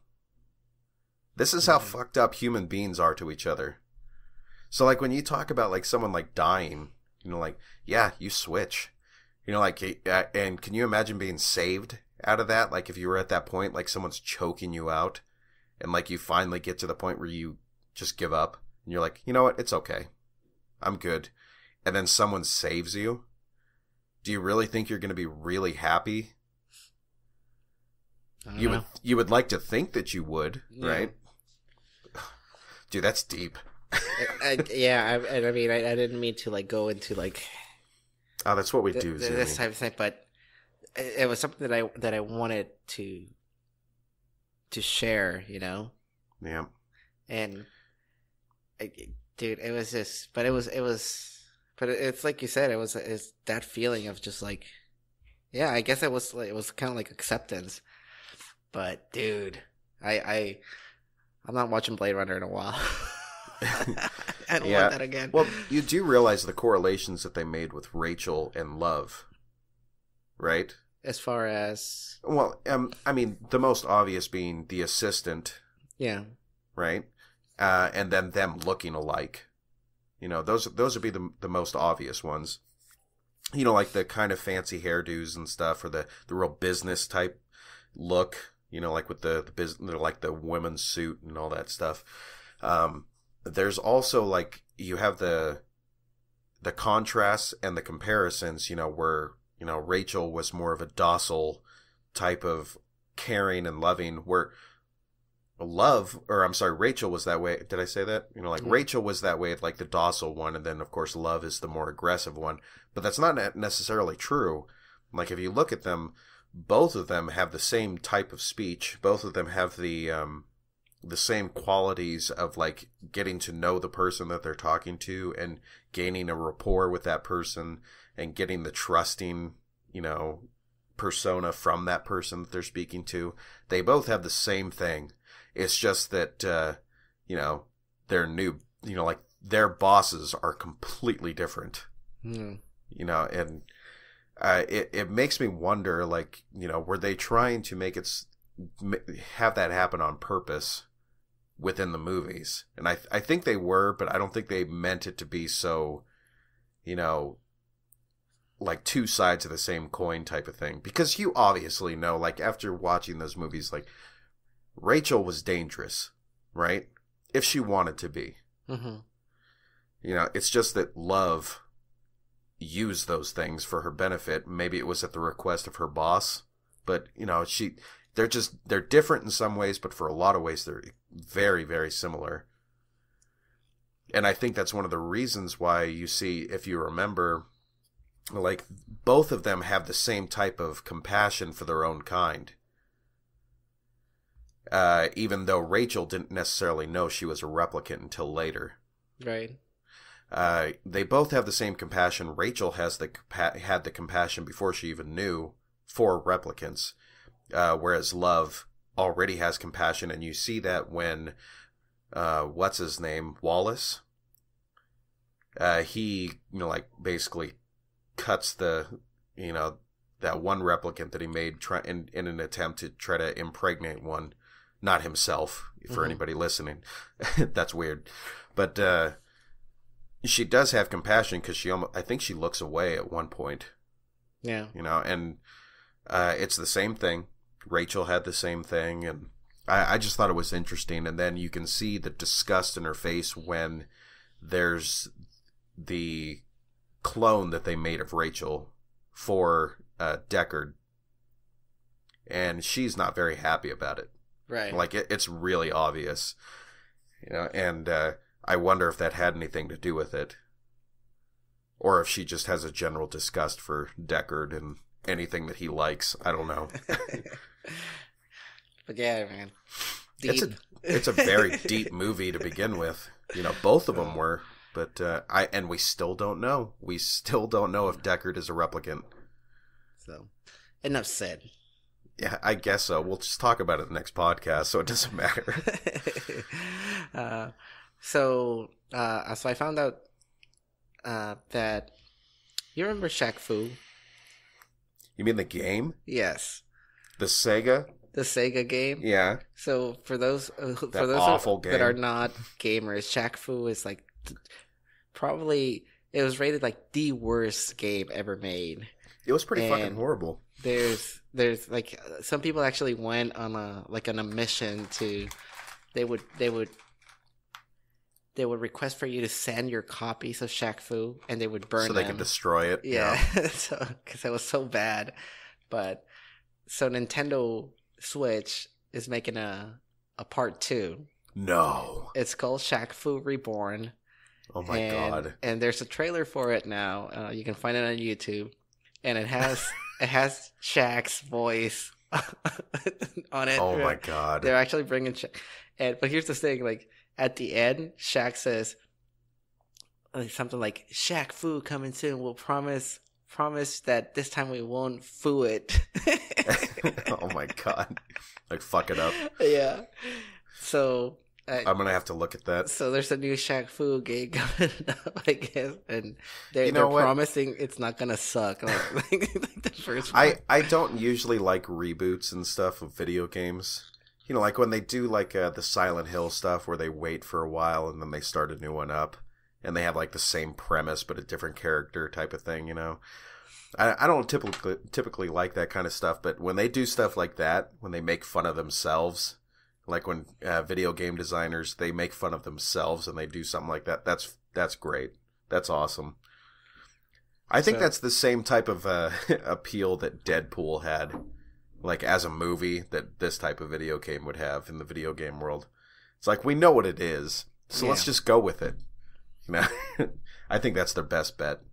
But I'm going to have to look at that. Shaq Fu, the Reborn. Why did they have to call it a Reborn? Dude, I don't know, dude. But he's like fighting ninjas and shit, and he looks all buff and stuff. And then he's like, "We promise this time we won't foo it." Well, seriously, how many ninjas do you think Shaq could take on? Like, trained ninjas and just him. Like, with no training. Because he's a big dude. I think he could get one. I think he can get one. Just grab one by the neck. I mean, everything he You has die is like, now. everything he has, even his cars are custom made. Because he's so fucking big. Yeah. Can you imagine watching that guy try to get into like a VW Bug? Dude, I don't think he'd fit. Oh my god. Like you have to rip out like the front seat in every normal car just so he can sit in the back. The bikes that he had them custom made. Like Yeah. they had to build the bike from scratch. It's not like they grabbed a model and remodel. They built it from scratch. Which is he's so fucking big. It's interesting that we're talking about big guys. At work, we were just talking about Andre the Giant, and how tough it has to be how like that big, right? Because how tall was Andre the Giant? I mean, the guy was massive. I mean, he's not the biggest guy in the world, but let me see. Andre the Giant, height 7'4". Jesus Christ. Yeah, and for reference, Hulk Hogan, right? It has it up here on Bing. Hulk Hogan was 6'7". Pretty big dude. Yeah. Yeah, well, what is that? Let me see, that's 9 inches taller. 3/4 of a foot taller than Hulk Hogan. How tall is Shaq? Shaquille O'Neal, I think he's like 7'2", isn't he? Let me see, Shaq height. 7'1". Jesus Christ. So yeah, Andre the Giant is a full 3 inches taller, or was a full 3 inches taller than Shaquille O'Neal. I mean, Andre the Giant was an interesting guy because, I mean, he's a huge guy, right? And he had heart problems. Now, the craziest thing to me about guys that are this big is that the biggest problem that they have is that their heart is not able to pump enough blood to the rest of their body. No pun intended. Think about that. Their heart, like your heart or my heart, would not be enough to pump the blood needed into these guys' bodies. That is insane. But the really cool thing about Andre the Giant was how he affected everybody around him. Like, you will never meet a person that says that Andre the Giant was a bad guy, because everybody loved him, because he was like this just big teddy bear of a man, like just one of those guys that, like, if he hugged you, you'd feel safe, not scared. Well, maybe a little scared, but Please don't crush me. Well, you saw the Princess Bride, right? I did. I love that movie, and the guy that plays Inigo Montoya, the Spaniard, you know, he tells the story of when they were doing the cliff scene, and the guy who plays Inigo Montoya has a fear of heights, and they actually had to do some climbing and stuff. Not a lot, but, enough to make him, scared. And Andre the Giant, he says, basically just looks over at him and starts petting his head and says, "It's going to be okay." Oh my God. I'm like, oh my goodness. It's like, at that point, do you piss your pants? Like, just, oh shit, like, large man touching my head, How big is the guy that plays the Mountain? The new guy, not the old guy. I don't know. Let me see. I gotta see this just to see. The Mountain. What is his name? I don't know his name. Oh my God. Oh, okay. 6'9". Oh, okay. So he's not massive. I mean, he's still huge, but the guy's 6'9" and weighs 396 pounds. Jesus. And that's muscle. Yeah. That's not fat. God damn, those big man. Big guys. So, are you gonna watch Black Panther? I don't know, man. There's been so much stuff going on, like in social media and the news and all of this bullshit racist crap that's been going on. I don't even know if I want to, I'm not gonna watch it. That's the whole thing. Is like, people that I've talked to that have seen it say that it's actually pretty, like, opposite of what all of these social justice warriors are claiming that it is. Because they're all saying, oh, it's like this is the funniest one, the first superhero movie where there's a black lead. And I was like, No, it isn't. You know, no, there's a fuckload of movies with a black lead as a superhero, but whatever. And you know, and I think it's just because of all the shit that's going on with it. It's like, you know, it's mainly a black cast, right? Mm-hmm. But why does that have to be a big deal? He's from Africa. Yeah. Why does this matter? Like, before this, before, like, all the Black Panther shit that was going on, did you really care if he was black or white? Not really. I mean, seriously. The original Black Panther was white. But did we care? No. Like, I'm tired of the whole race-baiting bullshit. Yeah, see, I'm not gonna watch it, not because of a racial thing. It just doesn't look good to me. It doesn't really. I mean, I've heard the soundtrack is good. That's about all the good I've heard from it. You know, like the one superhero movie that I do want to watch is just to see where they go and to see if DC finally fucking makes something good. Is Justice Cyborg? League. Oh, the Cyborg movie. The Cyborg movie, because I like Cyborg though. Like, you know what I'm really afraid of though? Black Panther. I'm like I don't even know what the fuck this is. Like I had to go back into like the Marvel universe to look him up, and I'm like, oh, but everybody knows Cyborg. The only thing I ever really knew about Black Panther, like even growing up, is that he was richer than Tony Stark.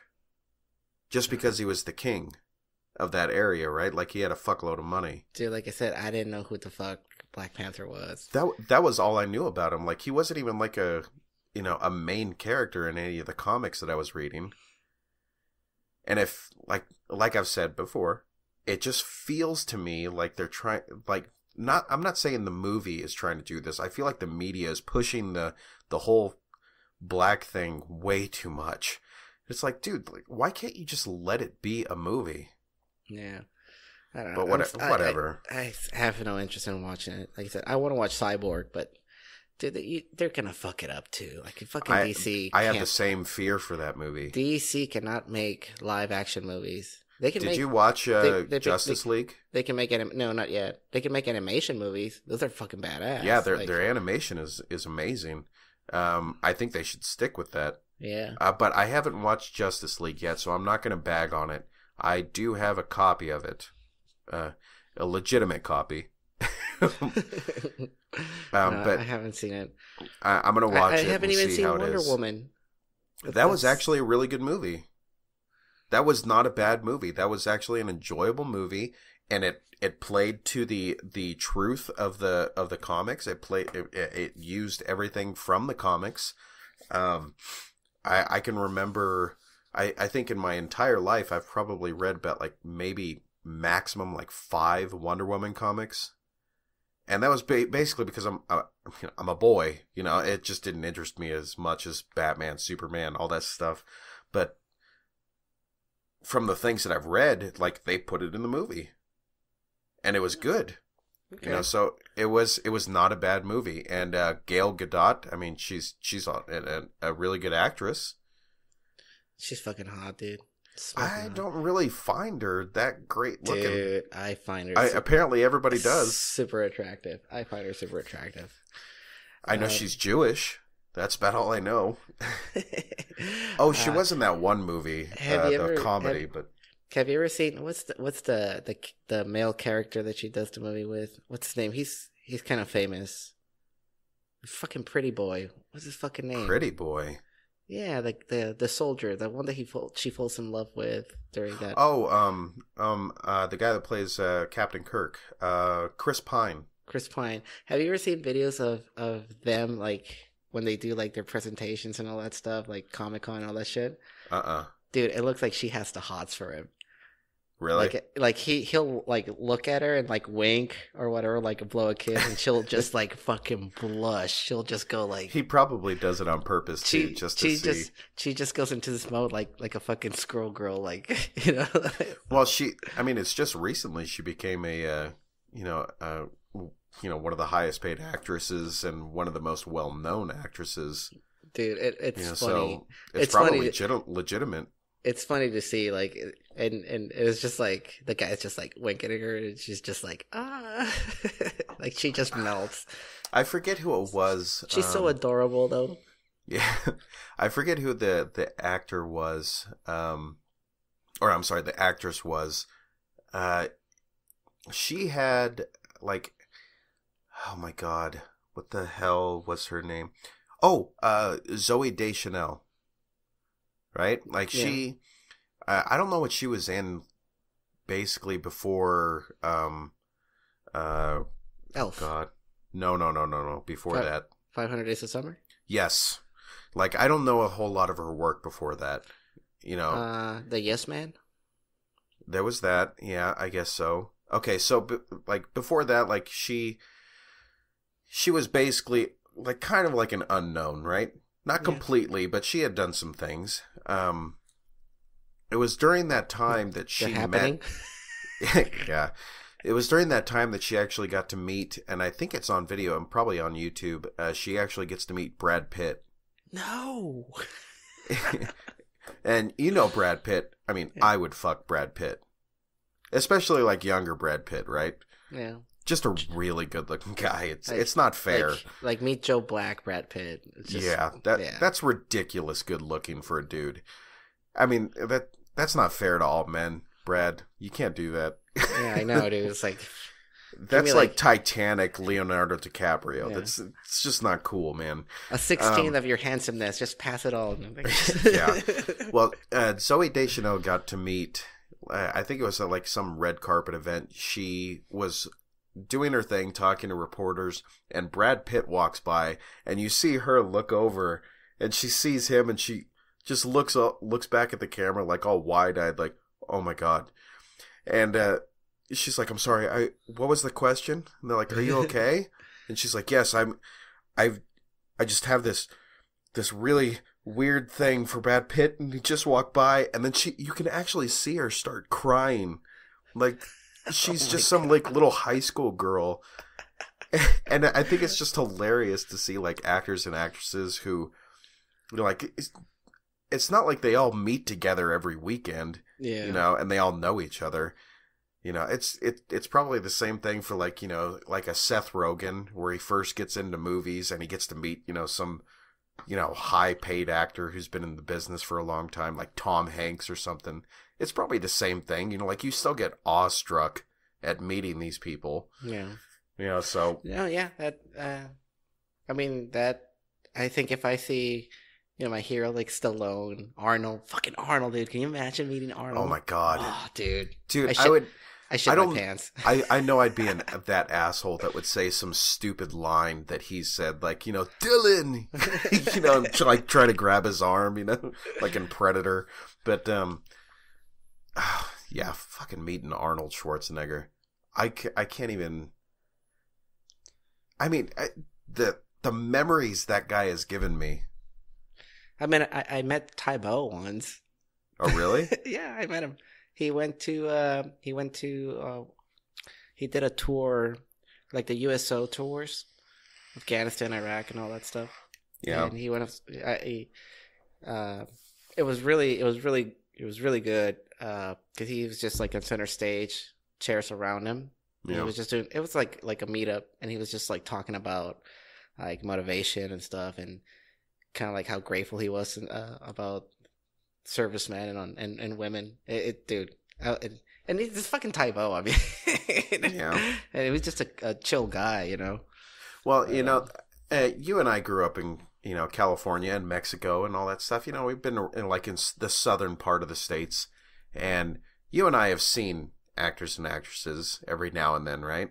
Yeah. Like it just happens. Like you see them walking, like in a store or something, and for me, it was really pronounced. Like I've seen a lot of actors and actresses just because I used to go to Burbank all the time, and especially during the summer when I'd go to my grandparents for the summer. Like I'd go to the Burbank airport, and there's always at least one actor there, and so it just became like a norm for me. So when I moved Christelle back down to California, and we went to Burbank to go to IKEA. We saw Uncle Joey from Full House, and she's like, "Oh my God!" I'm like, "Yeah, it's Uncle Joey," and I just want to continue shopping, you know, like, you know, because I'm just used to it. I'm used to seeing like these B-level actors all over the place. And I know that you just don't go up and walk to them. You're not going to be that asshole. Right. You know, like you can wave and say it like from across the room and be like, "Hey, Uncle Joey," and he'll wave back or whatever. But I mean, she's legitimately shocked that she's seeing, an actor, like a well-known actor, and that's not the story that I like to tell. Like those types of stories, like the well-known guys. The one story that I love to tell is the one time I was in the Burbank airport and I saw the best of the best of the best sir guy from Men in Black. And people were like, "Holy shit, you saw that guy?" Like, this guy's not a well-known actor, but they know who that guy is. They're like, "Holy shit," like that guy's awesome. Like, he had one line, but that's my favorite story, like that guy. Or Biff from Back to the Future. Yeah. I saw him at the Burbank airport, and I think the coolest thing for me is when you actually get to see an actor or an actress for the first time, like in normal life. It's actually a really good eye-opener. Not like when they're on stage at a concert, not when they're at like some red carpet event. I'm talking like when they're at a store or at the airport or doing something that normal human beings do. That's a really good experience I think everybody should have, because it kind of shows you like, dude, they're just one of you. Yeah. They like to go to IKEA. They have to fly, and they take the Burbank airport for the same reason you do, because they fucking hate LAX. So but yeah, I've seen tons of people from Survivor, that stupid ass show. Yeah. There's always one of them at the Burbank airport. Like, holy shit, you're on the like first season of the Survivor, You're like, I don't even know what your name is, but you're cool, So we're starting tryouts next week, Saturday. Oh, dude, that's exciting. You get to scan the new talent. Yeah. I think I'm gonna be Stack. Like, I think we already have who's gonna make my team. Oh, dude, don't be that way. Dude. You got to go out there and test the waters. But there's always the risk of the rookie unknown. Yes, but that's the thing. Like, I know all of the rookies that are coming in, and they're most likely gonna make my team. So yeah, it's only like it's good because it's getting really competitive, right? Yeah. So before, like when I first started, it was how many kids that we have right now are coming back, so they can make the Yeah. But now the problem is how many of the new kids are gonna make my team, and how many of the kids that we had last year were gonna say no. Yeah. This is one of those reasons why I think like professional sports scouts have one of the hardest jobs ever. It has to be difficult to see like these new guys from college come into the like professional world and be, like, are they going to fit into the system? Can they do it at a professional level? Do they look like they're ready? And then what if you get that bust? You're like, I know this kid's ready, and then he goes in there and just like, oh my God. Yeah, it just has like a shitty tryout. And I think it's the same way for like, junior high and high school sports. It's the same way. Yeah. You're looking at it and you're like, okay, I think this kid has got it. He's got the talent. He can do this, and then you put him on the team, and you're like, holy shit, you can't play. Well, and like I said, like our problem before was that we had to be calling kids to see if they were gonna come back and try out.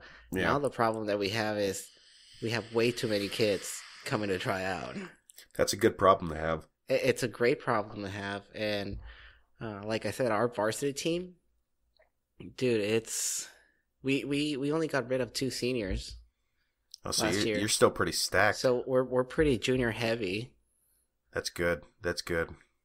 So, but that's also really good for the new players too. That's I mean, because you have the veterans. I call them veterans, even though they're just high schoolers. But it's still, you have the experience, and you want that when you bring in even one new guy. Yeah. Well, last year, like I said, there was a really good chance of us winning CIF in the Open division. At one point, it was all sophomores playing. Yeah, And that's crazy. And they're fucking, and the other teams would have like 5 seniors. Yeah. So this year, it's like at one point they're gonna have just juniors playing. Yeah. Against and you're seniors, gonna have them for another year, and we have them from another year, and it's like, yeah, it's nice. So we're pretty excited about CIF this year. Like let's just get the banner, just get it out of the way. And I would say go into that, and this is me coming from like, loving football and stuff like that, and loving off-season projects and everything that happens in football. I would say go into it with the mindset that you've never been there. You're like, and we need to work our ass off to get there. You're like, nobody's going to give it to us. We got to take it. Yeah. I love high school sports. I even liked it when I was in high school. Like even the venture of, going from, because that was one of the cool things about when I was in high school. When we first started our track and field program at my high school, I was there for that first year in my senior year. And I was all excited about it because I'm like, oh, dude, this is cool. Like we get to find out how good we are compared to like the division that we're going to go up against, and if we have to go up or down in divisions, depending on how good or bad we are. And that was really cool because when we went in, our throwers and runners group, like I was part of the throwers with discus and shot put, and we went into like Division 4, and I was on varsity.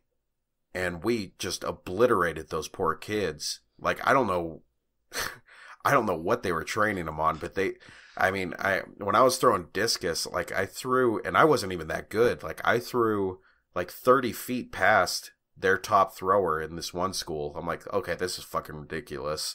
So we got moved up a division, and then we got crushed, but we ended up going to state that year and losing, but I mean, it was really cool. I love high school sports just because of the change that happens every year.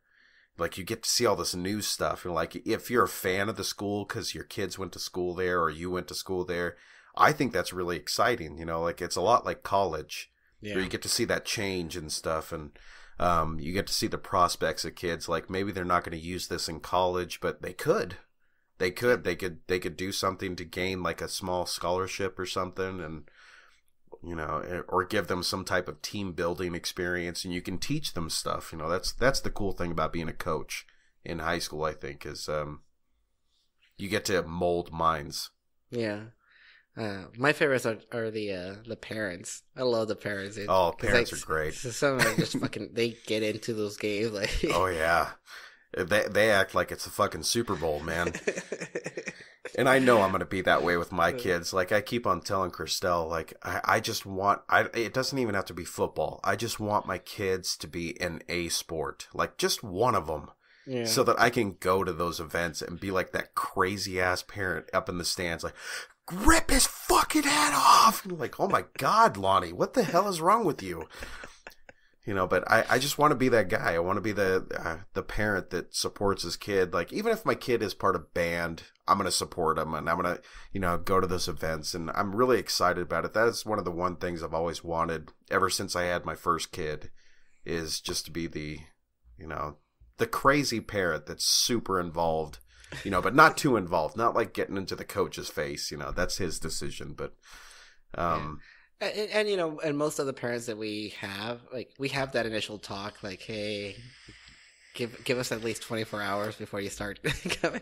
And usually, it's like a thing at the moment that they won't say anything, but for the most part, they love the work that we're doing. So yeah. And I mean, like I said, I'm lucky that I have a really good head coach that takes care of his shit like ahead of time, like way ahead of time.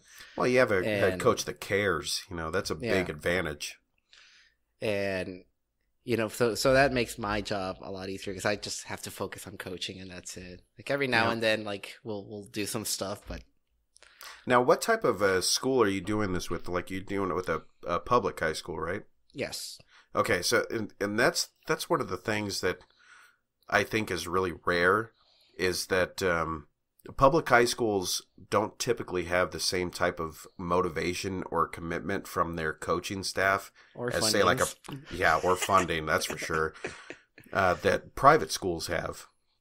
And like I've said before, like I was really lucky to go to a private high school and have those types of coaches where they brought people in, from a different school and say, hey, we'll pay you this much, to coach our team.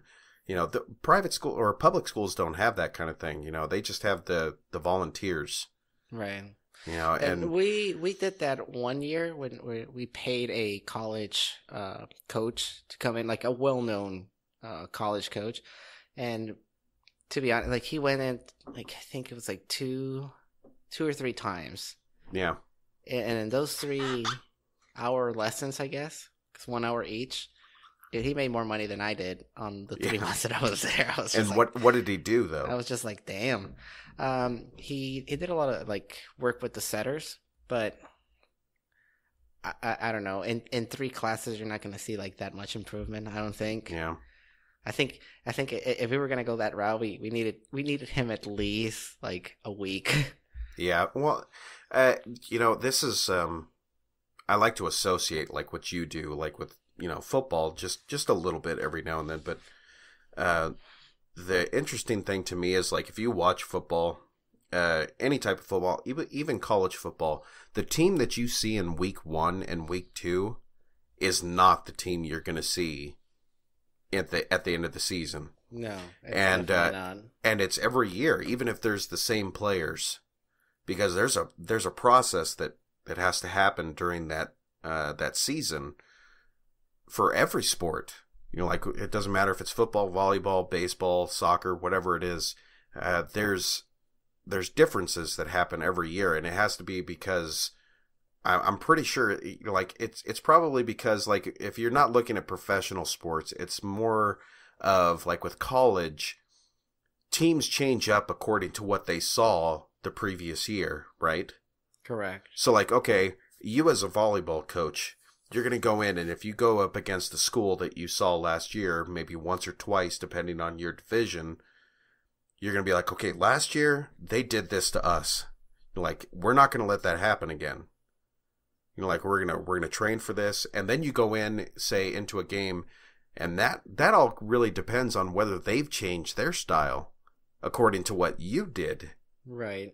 And that's the cool thing about sports to me is the evolution of teams and the building of a team. Even if you have the same exact roster, it doesn't matter. It's a different team.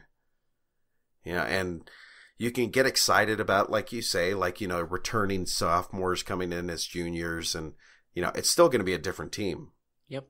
Yeah, and it doesn't matter if you only have 1 or 2 new guys. It's a different team. And it's a different year, and we got to train for different things happening. And that's why I say one of the most important things in sports is watching film. And I know that you guys don't get to do that much, like in high school and stuff. But when you get up into those upper echelons like college and professional, you have to watch film. Like you have to. Like I think that watching film is like 50% of the battle. Mm-hmm. And I don't know. That's why I asked you on like one of the podcasts, I think it was just a couple ago, like, do you guys get to watch film? Like on what your opponents do. But I would love to see one of your guys' matches. Just so I could, like, because I don't know volleyball very well, right. But I love sports. I love sports, and I just kind of want to get into it a little bit just because it's something you do. That's like hockey. I hated hockey for the longest time. Like, I just didn't get it. And then you watch, like, a couple of matches, like, in the Olympics, and you're like, dude, this is fucking cool. Yeah. Well, there's nothing like watching one live, though. Oh, my God, yeah. Dude. Like, even the Spokane Chiefs that are here, like, they suck. It's kind of like, like they're semi-pro. They all have day jobs. Right. But you go there. Dude, it's so much fun. Yeah, my boss is actually a hockey ref. Really? Yeah. Dude, that's a rough job, man. I'm still trying to find like a day where it's like when he's like reffing like locally.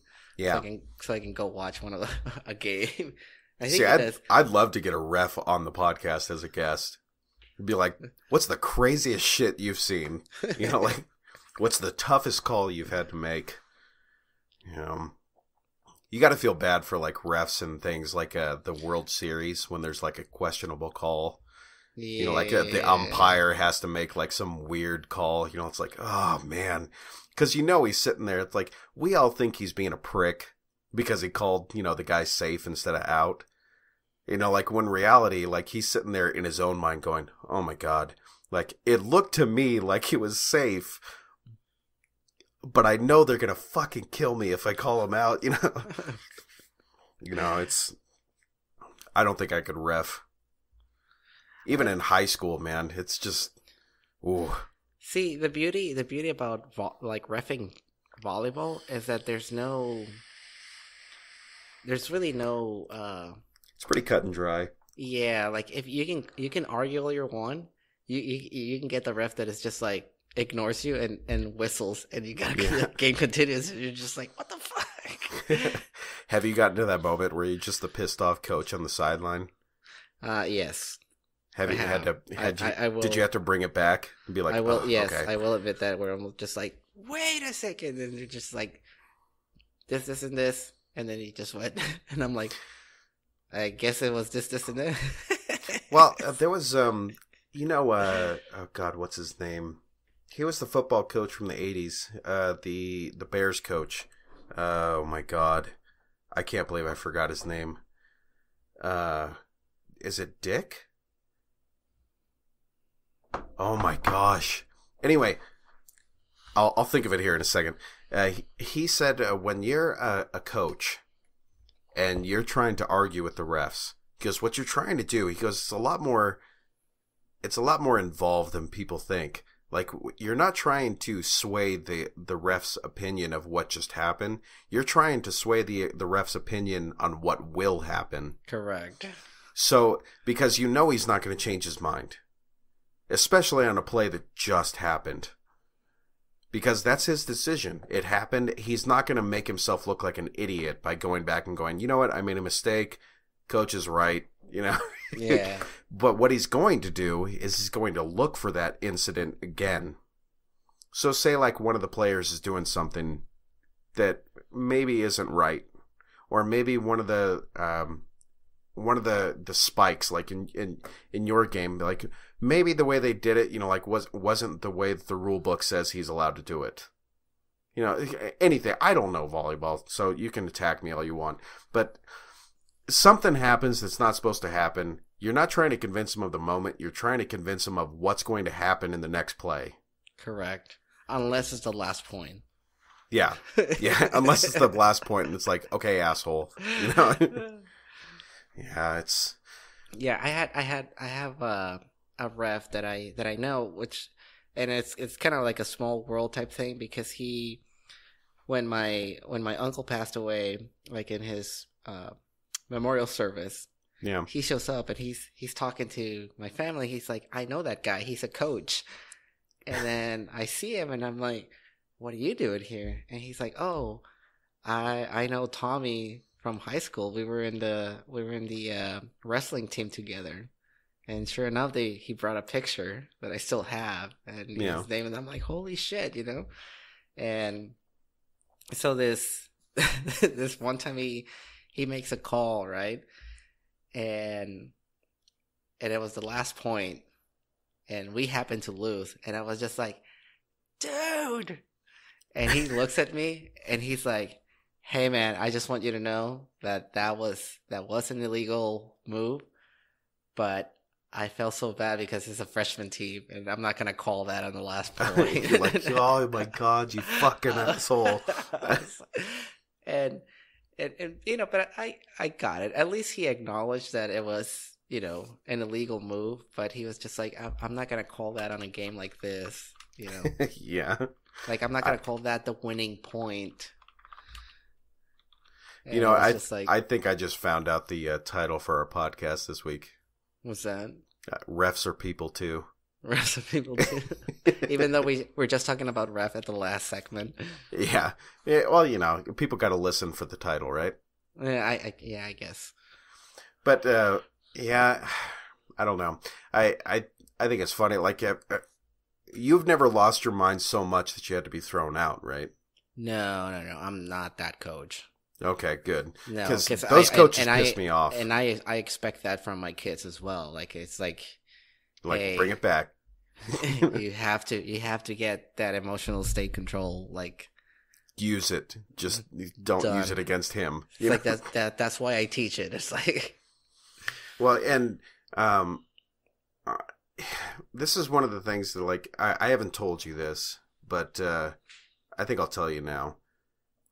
I've never seen you coach a game or a match, rather. I've never seen you coach a match. I've never seen you, coaching your kids and doing your thing out there. But I still believe this is one of the things that makes you a good coach is that you teach the things that are off the court. Yes. In other words, yes, it happens on the court sometimes, but the things that affect the individual players and the things that affect the game potentially that don't have anything to do with the game.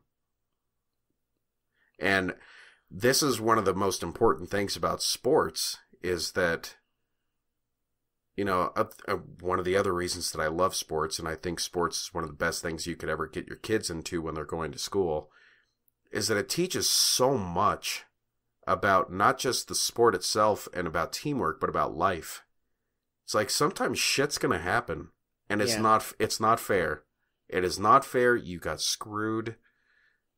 But you know what? You have to learn to work around it. You have to learn to either use it, work around it, or just ignore it. And, I like I've said, I can only hope that my kids like sports enough to at least try it. Because I think it has so much more to do with just being competitive and going out there and doing something competitive. I think it has so much more to do than that. And I think it really builds a human being's character being part of a team and having to get screwed every now and then. I mean, yeah, and that happens, especially in volleyball, because oh yeah, it's fast paced. It's 25 points. There's really, like I said, there's really no arguing for the points. And if they get a bad call and we lose the match because of a bad call, that's the way it is. That's volleyball, dude. Like I'm sorry, like it's happened to anybody that I know that play volleyball. Always has like a story or two about that one game they should have won, but the ref made a bad call. Well, and I mean, even though we're getting close to quit here, I'm going to ask you anyway. When you have to talk to your kids after a loss, like say a loss that you guys had where it was pretty much defined, maybe not even completely, but it was at least partially defined by a bad call, or say like maybe even bad coaching, like just you made a bad decision. It wasn't their fault, in other words. Like they had nothing to do with this loss. They did their best. They went out there, and had it not been for these other factors, they would have won.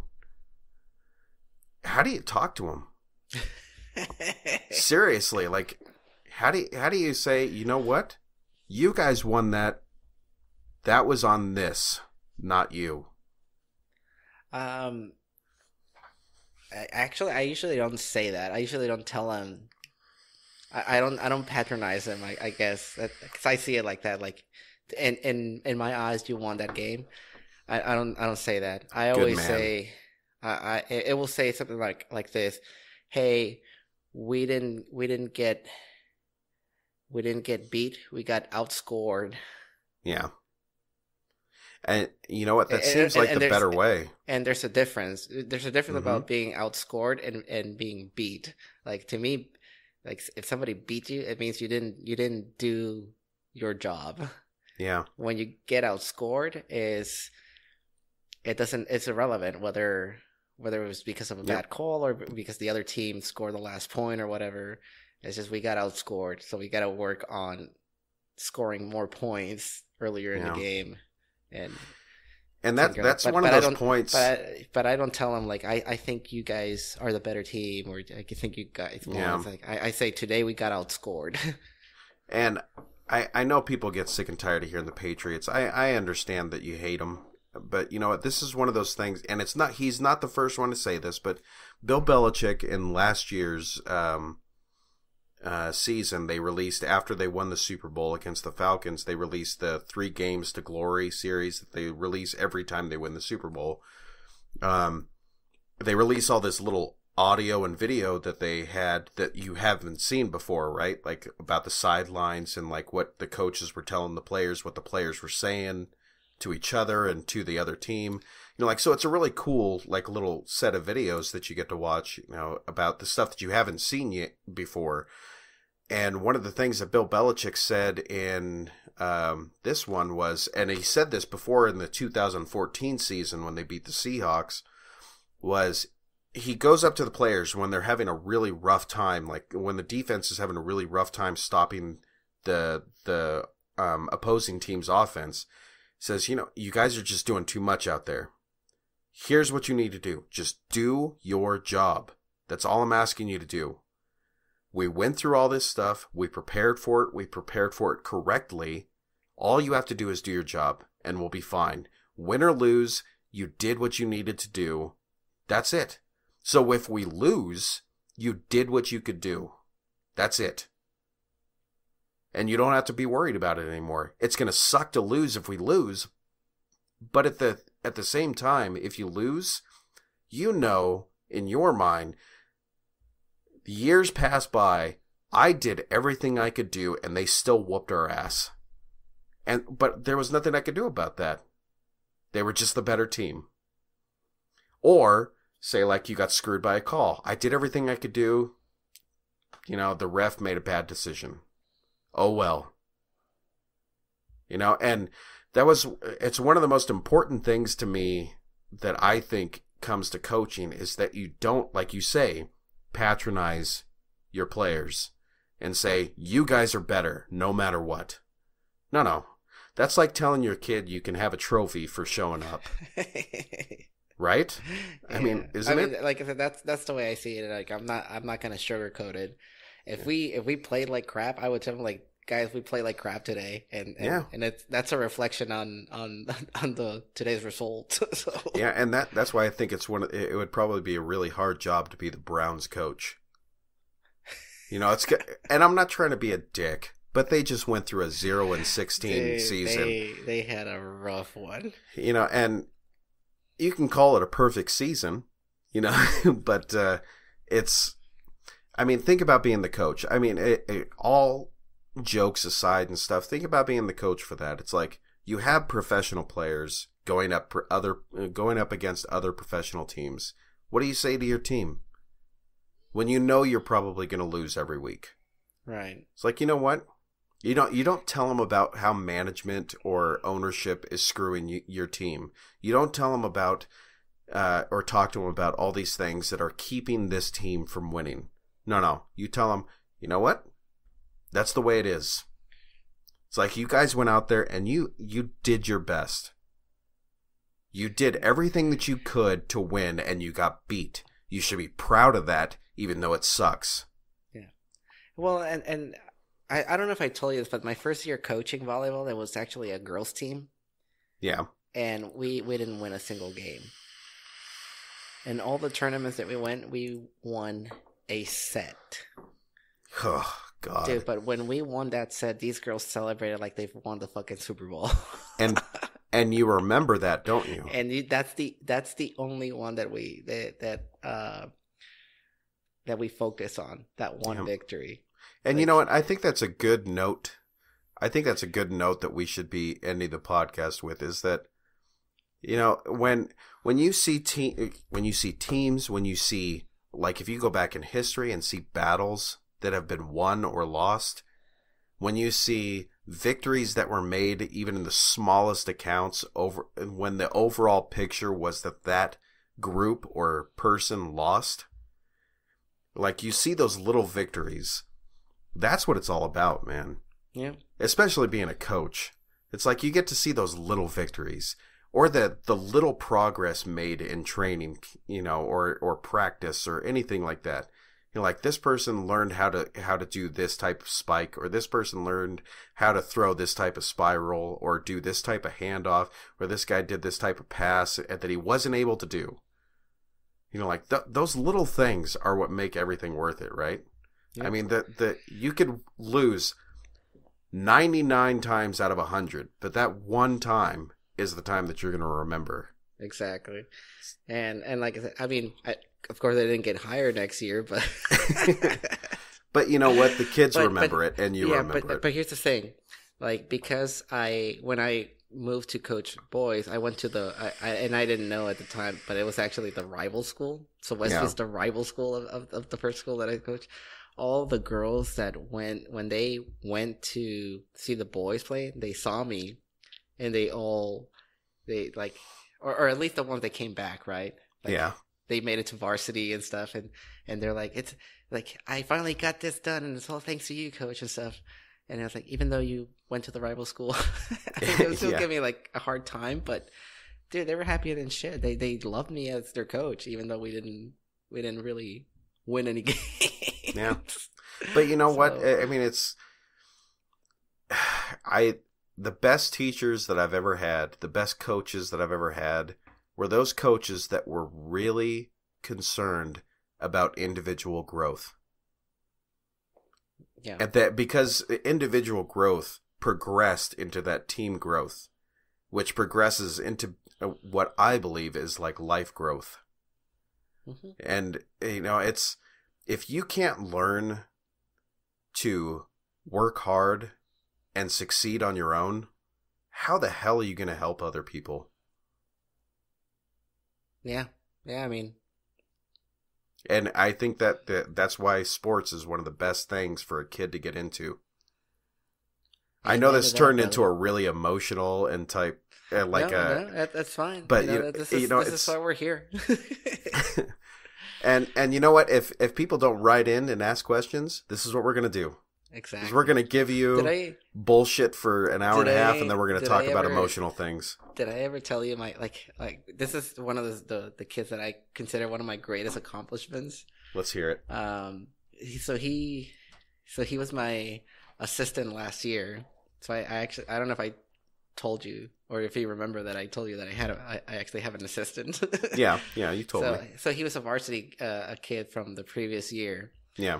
And his name's Nick, and Nick was all of a sudden he's varsity and just having a really rough time. Like, just can't fucking keep it in his head on the game, right? It's the best coaches. So I saw him and I'm just like, Nick, come here. So I started talking to him, and I'm like, well, I think I can help you. Are you interested? And he's like, yeah. So I did some hypnosis with him. And after that, he was just like, he just started consistently just scoring points, just like on fire, right?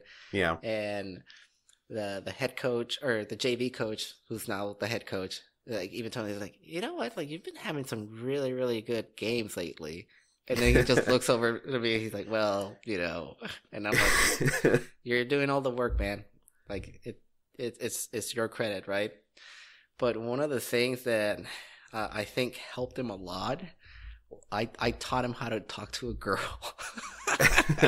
Dude. And I gave him the task, like I said, I won't disclose like what his fear came down to, but I told him, like, tomorrow, like, your job, like, your task is to talk to 3 random girls and just keep a conversation for 5 minutes. It's like, you may think I'm crazy, but dude, just do it. I'm like, and sure enough, like, later he comes like with this big ass fucking grin, and he's like, so how'd it go? And it's like, well, the first one I talked to her and stuff, but she had to leave. So I'm like, all right.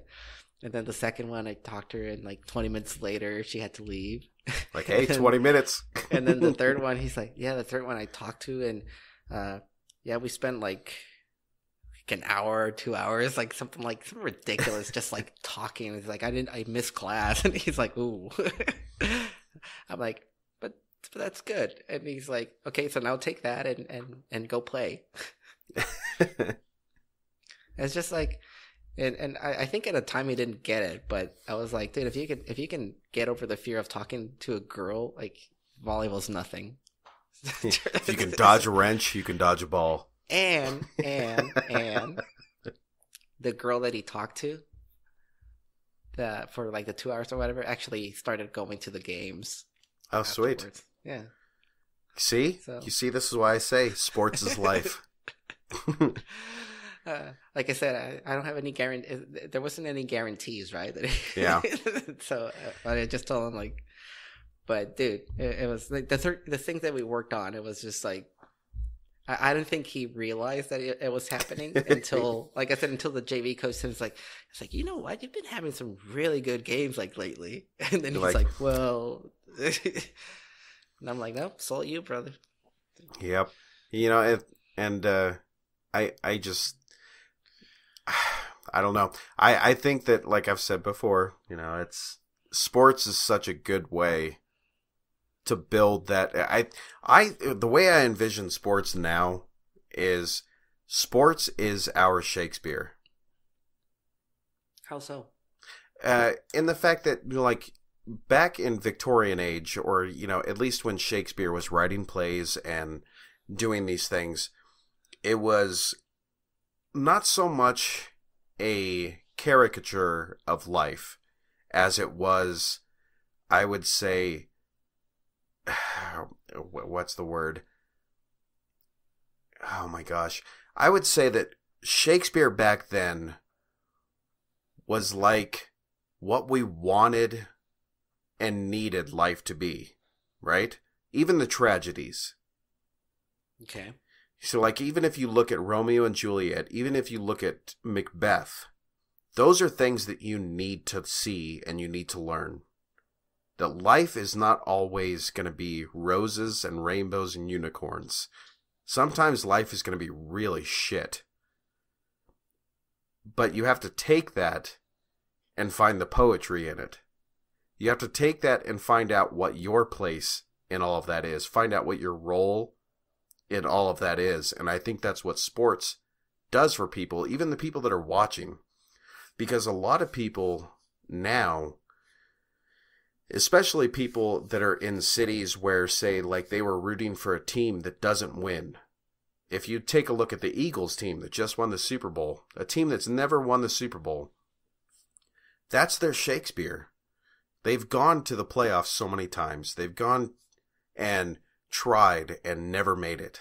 And finally, who do they beat? The best team in the league. The evil empire, right?